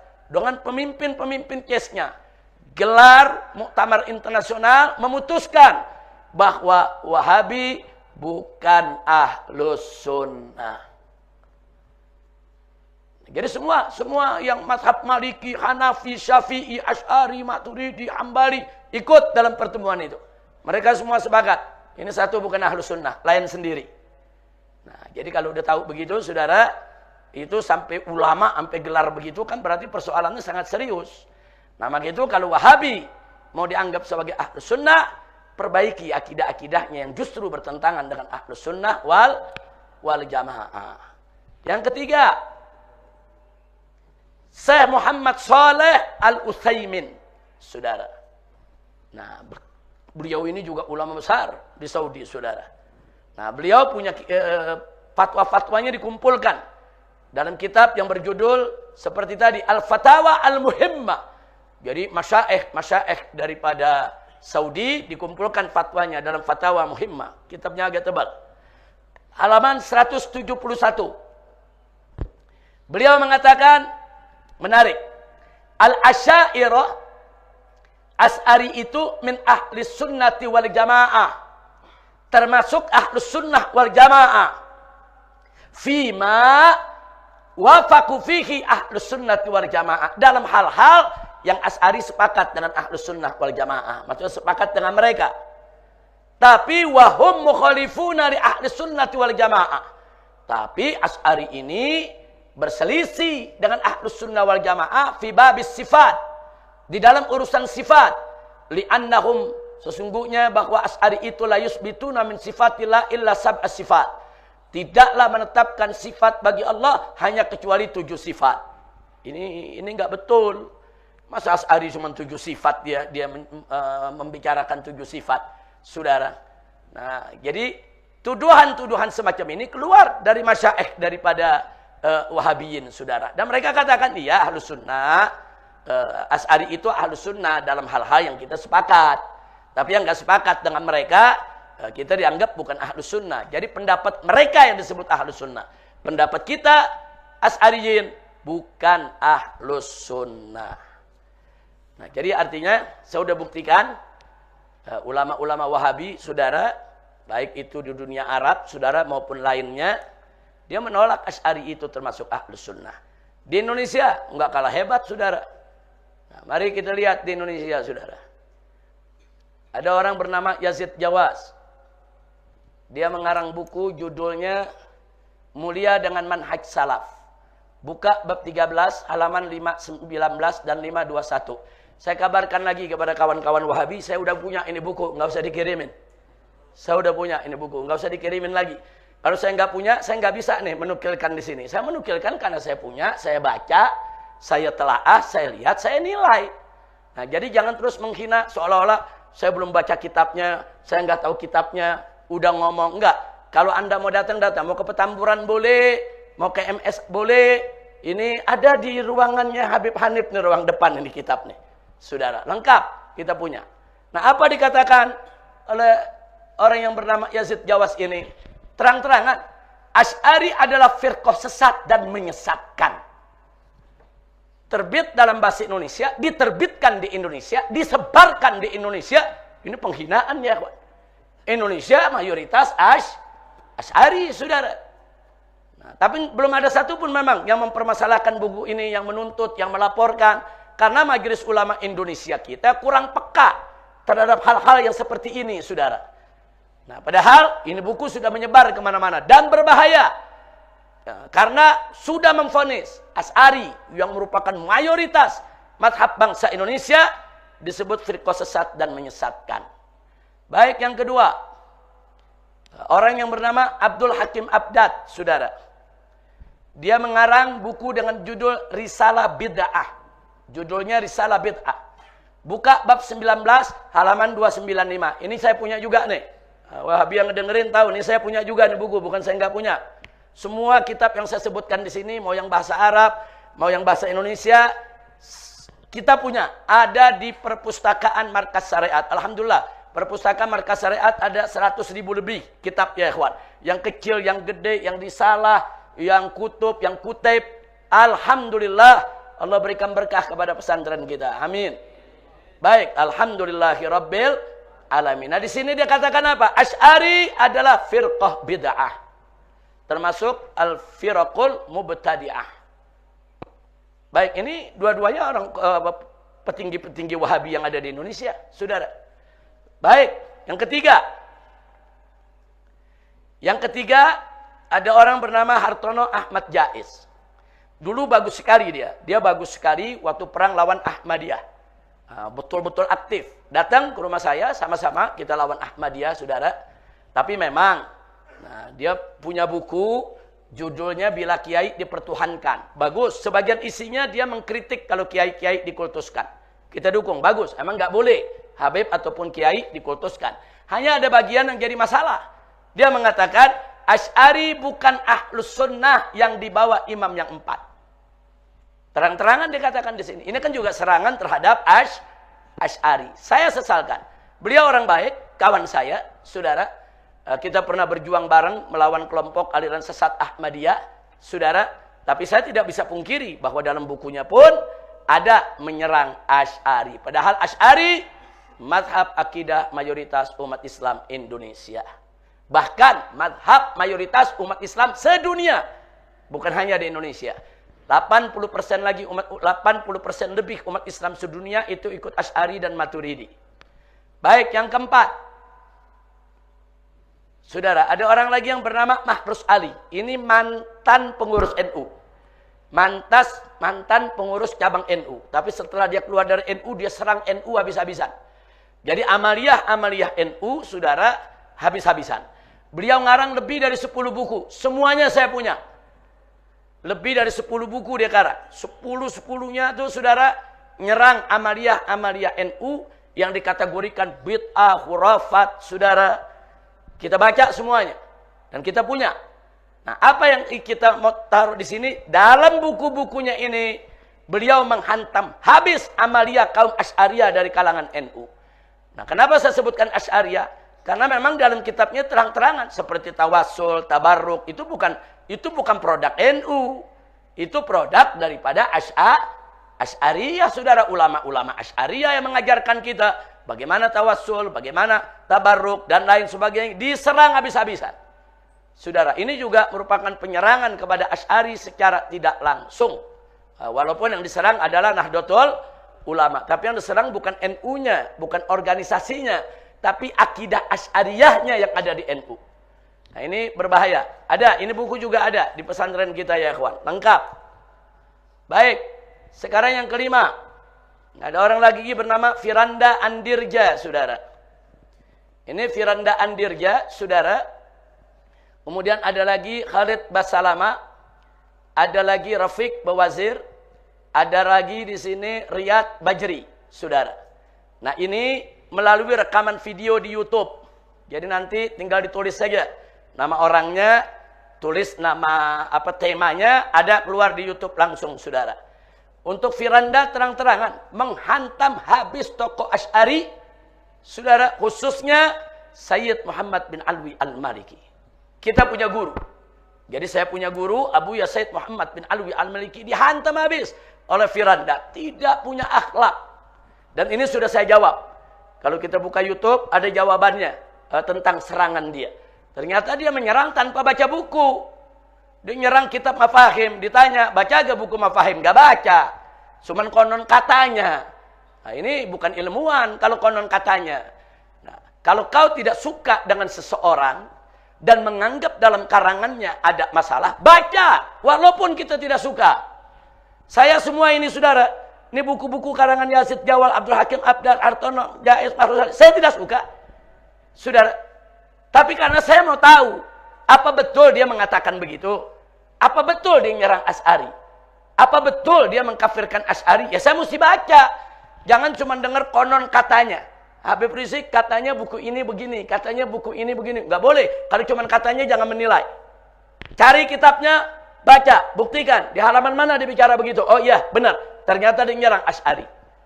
Nah, jadi Firanda enggak baca kitab mafahim, saudara, langsung nyerang Abuya. Ini namanya kurang ajar. Bukan lagi Qalilul Adab, bukan. Adimul Akhlak, Adimul Adab. Bukan lagi Qalil Adab, kurang adab, bukan. Tapi Adimul Adab, enggak punya adab. Nah, saya ingatkan kepada dai-dai Wahabi, jangan sembarangan menyerang ulama-ulama Asy'ari. Kau ingin menyebarkan pikiranmu kepada muridmu, mau mengajar, silahkan, kita enggak ganggu. Tapi jangan sekali-kali menyerang ulama-ulama kita. Imam Ghazali diserang, Imam saudara Suyuti diserang, ulama-ulama Sufi diserang, dan terakhir Sayyid Muhammad bin Alwi Al-Maliki yang diserang. Baik, kemudian yang keenam diperbaiki itu. Khalid Basalama di buku itu tertulis menggugat Sayyiduna dan Minal Aidin. Bukan itu. Kalau soal Minal Aidin, Khalid Basalama jawabannya bagus. Jadi Ustadz Khalid Basalama ini begitu ditanya, bagaimana Ustadznya di Indonesia? Ada orang kalau lebaran ngucapin taqabbalallahu minna wa minkum minal aidin wal faizin. Dia jawabnya bagus. Saudara, ya, dia katakan itu kalau dianggap sebagai syariat ya bid'ah, karena nggak ada tuntunannya. Tapi itu sebagai kalamun nas, orang mendoakan satu sama lainnya boleh aja, nggak apa-apa. Jawaban dia udah bagus, makanya itu dicoret, bukan itu. Mestinya di situ tertulis nomor 6, Ustadz Khalid punya masalah, yaitu satu masalah saya tuliskan di depan, menyatakan ibu bapak Nabi Shallallahu Alaihi Wasallam adalah kafir. Saudara, Ustadz Khalid Basalama pernah datang ke rumah saya di Mekah pada saat saya hijrah, sedang ribut-ributnya soal ini. Nah, beliau mengatakan, Habib, ini kan saya menyampaikan di Indonesia ribut, Habib. Padahal saya menyampaikan apa yang ada di Sahih Muslim. Saya hanya menjawab singkat, Ustadz, kita bilang. Kita katakan ke beliau, iya memang di Sahih Muslim itu ada yang mengungkapkan ibu bapak Nabi itu kafir. Tapi kan kita mesti lihat mad'u kita ini dakwah di mana. Indonesia ini mazhabnya Asy'ari yang punya keyakinan ibu bapak Nabi itu ahlul fatrah. Jadi dia ahlul fatrah yang la yuhasaban wa la yu'adzaban. yang tidak dihisab dan tidak diazab. Ini udah keyakinan, udah mengakar di Asy'ariyah di Indonesia. Tahu-tahu antum secara terbuka ngomong ibu bapak Nabi musyrik masuk neraka, ya gaduh lah. Kalau antum punya keyakinan begitu dengan dalil Sahih Muslim, silakan, itu urusan antum. Nah, tapi kita cuma mau kasih tahu bahwa kalau berdakwah di suatu masyarakat, lihat-lihat juga akidah mereka. Kalau kita sampaikan berbeda, pasti akan ada reaksi, ada raddul fi'il. Nah, itu sudah kita sampaikan ya kawan. Dan nanti insya Allah kita akan ada yaitu satu materi. Udah dibagikan ini? Sudah ada, udah punya. Ini judulnya Ayah Bunda Rasulullah Shallallahu Alaihi Wasallam. Nah, ini akan kita bahas nanti. Kita buktikan, saudara, apa betul ibu bapak Nabi itu musyrik seperti yang dikatakan Ustaz Khalid Basalamah? Apa betul mereka itu bakal masuk neraka? Nanti kita akan jawab secara ilmiah. Kita jawab dengan ilmu, saudara. Nah, jadi setahu saya Ustaz Khalid Basalamah secara umum beliau orang baik, orangnya santun, saudara, orangnya sopan dan supel dalam pergaulan, saudara. Dan selama ini dakwah-dakwah beliau bagus, normatif. Beliau banyak baca ayat Al-Quran, hadis Nabi, bicara hukum, bicara akhlak. Saudara, silakan. Kita senang-senang aja. Bahkan seperti beliau ini sebetulnya saya lebih suka sebut Salafi ketimbang saya sebut Wahabi. Karena beliau lebih terbuka, saudara. Nah, tapi karena hanya persoalan urusan bapak ibu Nabi, ini bagi saya dan kawan-kawan Asy'ari, ini masalah serius, saudara, maka tetap harus kita jawab. Insya Allah, nanti akan kita jawab ya, Pak. Baik, kemudian ada orang yang bernama Rafiq Bawazir. Nah, ini lagi menghujat amalan kaum Asy'ari ba'da sholat sebagai nyanyian. Nah, jadi kalau kita baca qasidah, kalau kita zikir dan lain sebagainya, saudara, atau ba'da sholat, kita zikir kan dijaharkan dengan antara imam dengan makmum. Saudara, subhanallah, subhanallah, subhanallah, ini dibilang nyanyian. Nah, jadi tujuannya mau menghina aja, saudara, menghina kaum Asy'ari.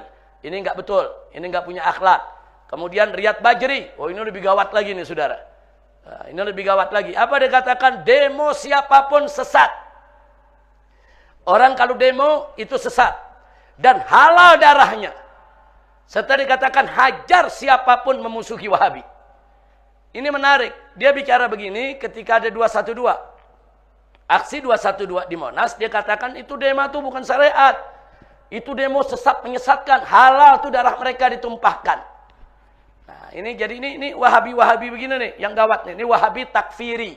Wahabi yang suka mengkafir-kafirkan sesama muslim.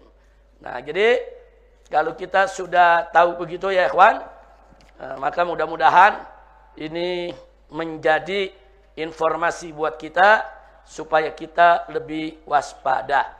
Baik. Berikutnya.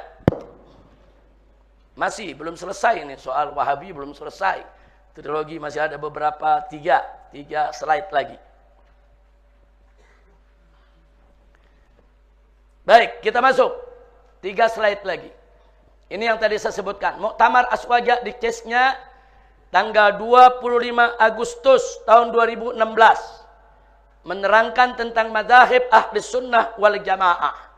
Yang dijelaskan oleh mereka adalah untuk madzhabul fiqh, madhab fikih Ahlus Sunnah wal Jamaah, yaitu Hanafi, Maliki, Syafi'i, dan Hambali. Sedang madhab akidah Ahlus Sunnah wal Jamaah adalah Al-Maturidiyah dan Al-Asy'ariyah. Nah, sampai di sini perhatikan tanda panah. Hanafi, tanda panah Al-Maturidiyah. Al-Maliki, Syafi'i, Hambali, tanda panah Asy'ariyah. Ini bukan mutlak secara umum, saudara. Kebanyakan fuqaha Hanafiyah, kebanyakan ulama fikih di mazhab Hanafi itu ikut akidah Maturidiyah. Dan kebanyakan ulama di Maliki, begitu juga Syafi'i dan Hambali, itu mereka ikut Asy'ariyah. Walaupun yang Syafi'i ikut Maturidiyah ada, yang Hanafi ikut Asy'ariyah ada. Tapi secara umum garis besar kebanyakan mazhab fikih Hanafi ikutnya akidah Maturidiyah. Kebanyakan mazhab fikih Maliki, Syafi'i, Hambali ikutnya Asy'ariyah. Nah, apa keistimewaan daripada mazhab akidah ini, saudara? Mereka dikenal sebagai ashabut tafwid wa ta'wil. Mereka dikenal sebagai madhab yang menerima tafwid dan ta'wil. Apa itu tafwid? Singkat saja, saudara, ayat atau hadis yang terkait sifat-sifat Allah, mereka tidak mau tafsirkan. Mereka serahkan kepada Allah. Nufawwiduha ilallah. Mereka serahkan semua makna ayat sifat kepada Allah. Itu namanya tafwid. Nah, ulama-ulama salaf dulu banyak pakai ini. Kalau urusan sifat Allah, udah nggak usah dibicarakan, nanti mancing debat. Kalau udah debat, nanti mancing perpecahan. Makanya mereka lebih suka tafwid. Tapi di kemudian hari, ternyata terjadi juga perdebatan. Bahkan kumpul firqah-firqah yang memperdebatkan. Ada apa? Ada Mu'tazilah, Jabariyah, Qadariyah, Jahmiyah, macam-macam, saudara. Nah, akhirnya ulama-ulama Asy'ari mengambil inisiatif.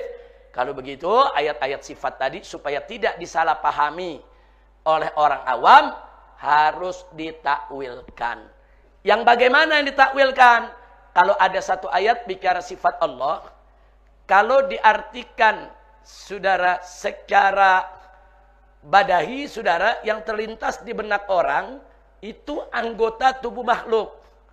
Seperti kata yadullah, tangan Allah. Yang terlintas di benak kita, tangan Allah. Allah punya tangan. Nah, ini bagi Asy'ari berbahaya kalau orang awam mengartikan begitu. Nah, kata yadun, kalau diartikan secara zahir, secara hakiki, tangan. Sementara Ahlus Sunnah wal Jamaah meyakini, saudara, Allah itu, saudara, bukan seperti makhluk. Allah jangan diserupakan dengan makhluk. Allah jangan dijasmanikan dalam bentuk. Mengatakan Allah punya tangan, itu menjasmanikan Allah. Nah, itu sama juga menyerupakan Allah dengan makhluk.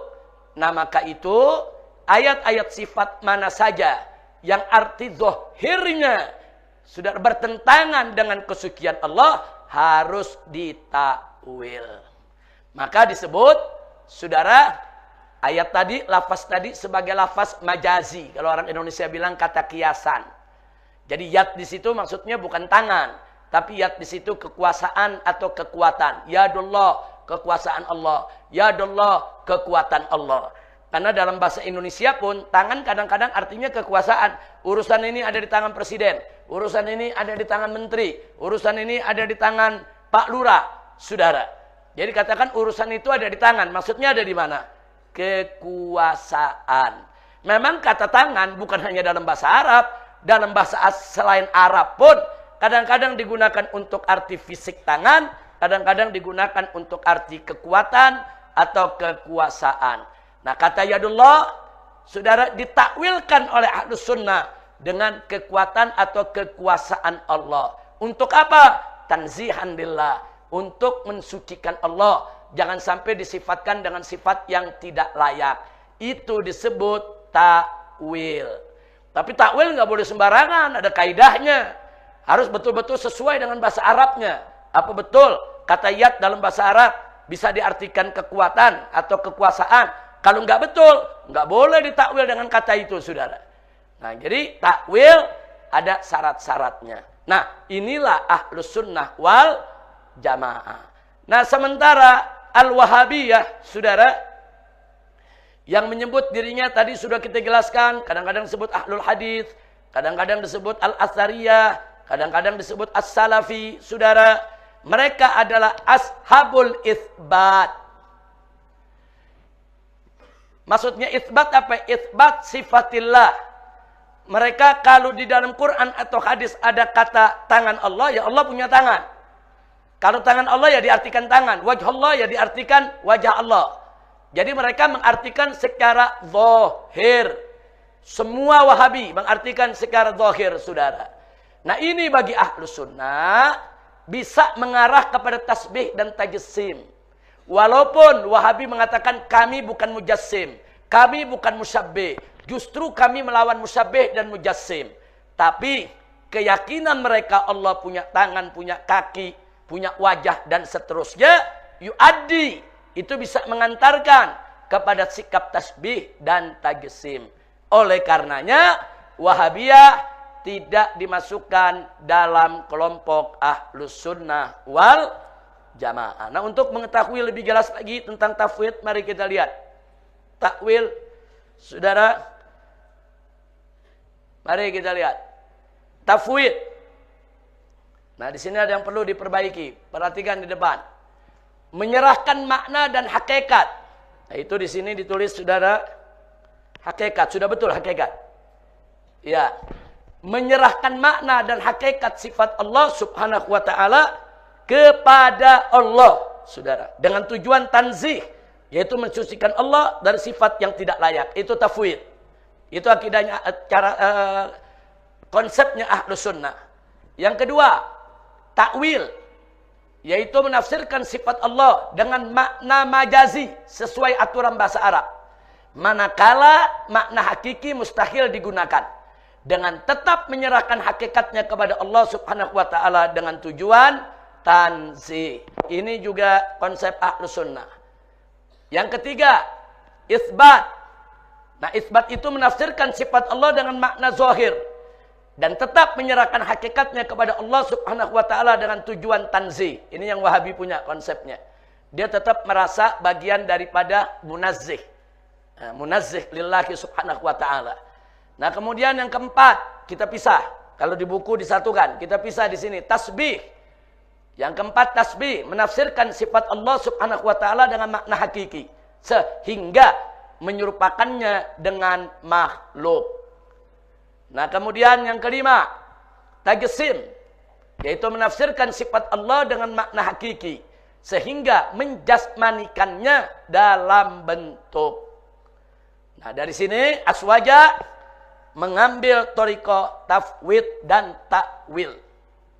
Wahabi secara teori mengambil thariqah itsbat, tapi dalam prakteknya cenderung kepada tasbih dan tajsim.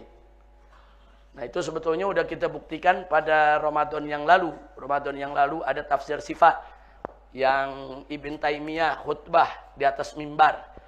Beliau mengatakan dalam khutbahnya, turunnya Allah ke langit dunia pertama seperti turunnya saya dari mimbar ini ke anak tangga berikutnya. Beliau turun. Nah, itu dinukilkan oleh Ibnu Battutah, yaitu dalam catatan rihlahnya, saudara. Kata Ibnu Battutah, saat aku ke Damaskus, aku duduk di masjid Jami Umawi, saya ketemu orang pintar betul, cerdas, luar biasa, murid banyak, tapi saya pikir di akalnya ada sesuatu yang gak beres. Karena waktu khutbah Jumat, dia khutbah, saya dengarkan. Nah, dia katakan turunnya Allah ke langit dunia yang pertama, seperti kanuzuli ala hadal mimbar. Seperti turunnya saya di mimbar ini ke tangga yang berikutnya. Dicontohkan. Nah, jadi artinya apa? Dalam teori memang ini kelihatannya itsbat. Tapi prakteknya tetap aja tasbih dan tajsim. Baik. Nah, sekarang, saudara, Ibn Taimiyah, saudara, dan Ibnul Qayyim menolak tafwid dan takwil. Nah, ini slide terakhir. Mari kita lihat. Ibn Taimiyah, saudara, dalam kitab At-Ta'sis fi Raddi Asasit Taqdis, juz 1 halaman 101. Apa beliau katakan? Walaysa fi kitabillahi wala sunnati rasulih. Tidaklah ada dalam kitab Allah, Al-Quran maupun sunnahnya Nabi, wala qaula ahadin min salafil ummah, dan tidak ada juga satupun ucapan dari salafnya ummah, wa aimmatiha, termasuk juga dari para imamnya, annahu, bahwa sesungguhnya Allah laisa bijismin, bahwa Allah bukan jismin. Kalimat ini menunjukkan bahwa Ibn Taimiyah mujassim, saudara. Kata-katanya annahu laisa bijismin, bahwa Allah itu bukan sesuatu jismin. Dia katakan nggak ada tuh di Quran, nggak ada di sunnah, nggak ada di aqwal salaf yang mengatakan kalau Allah itu nggak punya jasmani. Wa anna sifatihi laisat ajsaman, dan nggak ada juga yang menyebutkan kalau sifat-sifat Allah itu bukan ajsam, bukan a'rad. Jadi jelas kalimat ini menunjukkan arahnya tasbih dan tajsim. Baik, yang kedua, Ibnu Battutah yang tadi saya ceritakan, di kitab Ar-Rihlah, catatan perantauannya, juz 1 halaman 109 sampai 110 menceritakan, wa kana bidems, dulu di kota Damaskus, min kibar fuqaha il-Hanabilah, ada ulama besar daripada mazhab Hambali, namanya Taqiyuddin Ibn Taimiyah, yaitu Taqiyuddin Ibn Taimiyah, Kabir Syam, dia ulama besar Syam. Yatakallamu fil funun, dia bicara dengan aneka ragam disiplin ilmu, melainkan anna fi aqlihi syainan. Nah, jadi dia bicara macam-macam ilmu, pintar, cerdas. Hanya saja saya lihat ada sedikit nggak beres, dia punya akalnya. Wa kuntu idzat, saya ketika itu bidims, ada di Damaskus. Fahadartuhu yaumal jum'ah, aku hadir pada hari Jumat. Wa huwa ya'idun nas ala mimbaril jami'. Dan dia memberikan nasihat kepada jamaah di atas mimbar masjid. Wa yuzakkiruhum, dan memberikan peringatan-peringatan. Fakana min jumlati kalamihi, dan bagian daripada yang disampaikannya, diucapkannya, annahu qala, bahwa dia berkata, innallaha yanzilu min sama'id dunya kanuzuli hadza. Allah sesungguhnya turun dari langit dunia seperti turunku ini. Wa nazala darajatan min durjil mimbar, dan dia turun satu anak tangga daripada mimbarnya. Ini kesaksian Ibnu Battuta di dalam perjalanannya dan dicatat dalam kitabnya, saudara. Kemudian yang ketiga, Ibnul Qayyim dalam kitab Bada'iul Fawaid juz 4 halaman 39 mengatakan, annallaha, bahwa sesungguhnya Allah yajlisu alal arsy, duduk di atas kursi singgasana. Wa yujlisu bi jambihi, dan didudukkan di sampingnya Sayyidina Muhammadan, yaitu Sayyiduna Muhammad. Wa hadha huwal maqamul mahmud, inilah yang dimaksud dengan al-maqamul mahmud. Jadi Ibnu Qayyim mengartikan al-maqamul mahmud adalah Nabi didudukkan oleh Allah di aras, di samping Allah duduk, saudara. Nah, jadi jangan salahkan ulama aswaja kalau menganggap Wahabi ini selama mengikuti pemikiran Ibn Taimiyah dan Ibnu Qayyim yang seperti ini, pasti aswaja akan mengatakan mujassim dan musyabbih. Nah, jadi kalau Wahabi nggak mau dibilang mujassim musyabbih, yang begini-begini nggak boleh ada nih. Ini nggak boleh ada, saudara. Dan ini tertera dalam kitab Ibn Taimiyah, Ibnu Qayyim. Ibn Taimiyah, Ibnu Qayyim, rahimahumullah, mafat, mereka sudah berlalu dari kita doain. Semoga Allah merahmatinya, saudara. Tapi yang sekarang ini jangan mengikuti kesalahan. Kalau udah jelas salah, ya jangan diikuti. Ikuti yang tidak salah.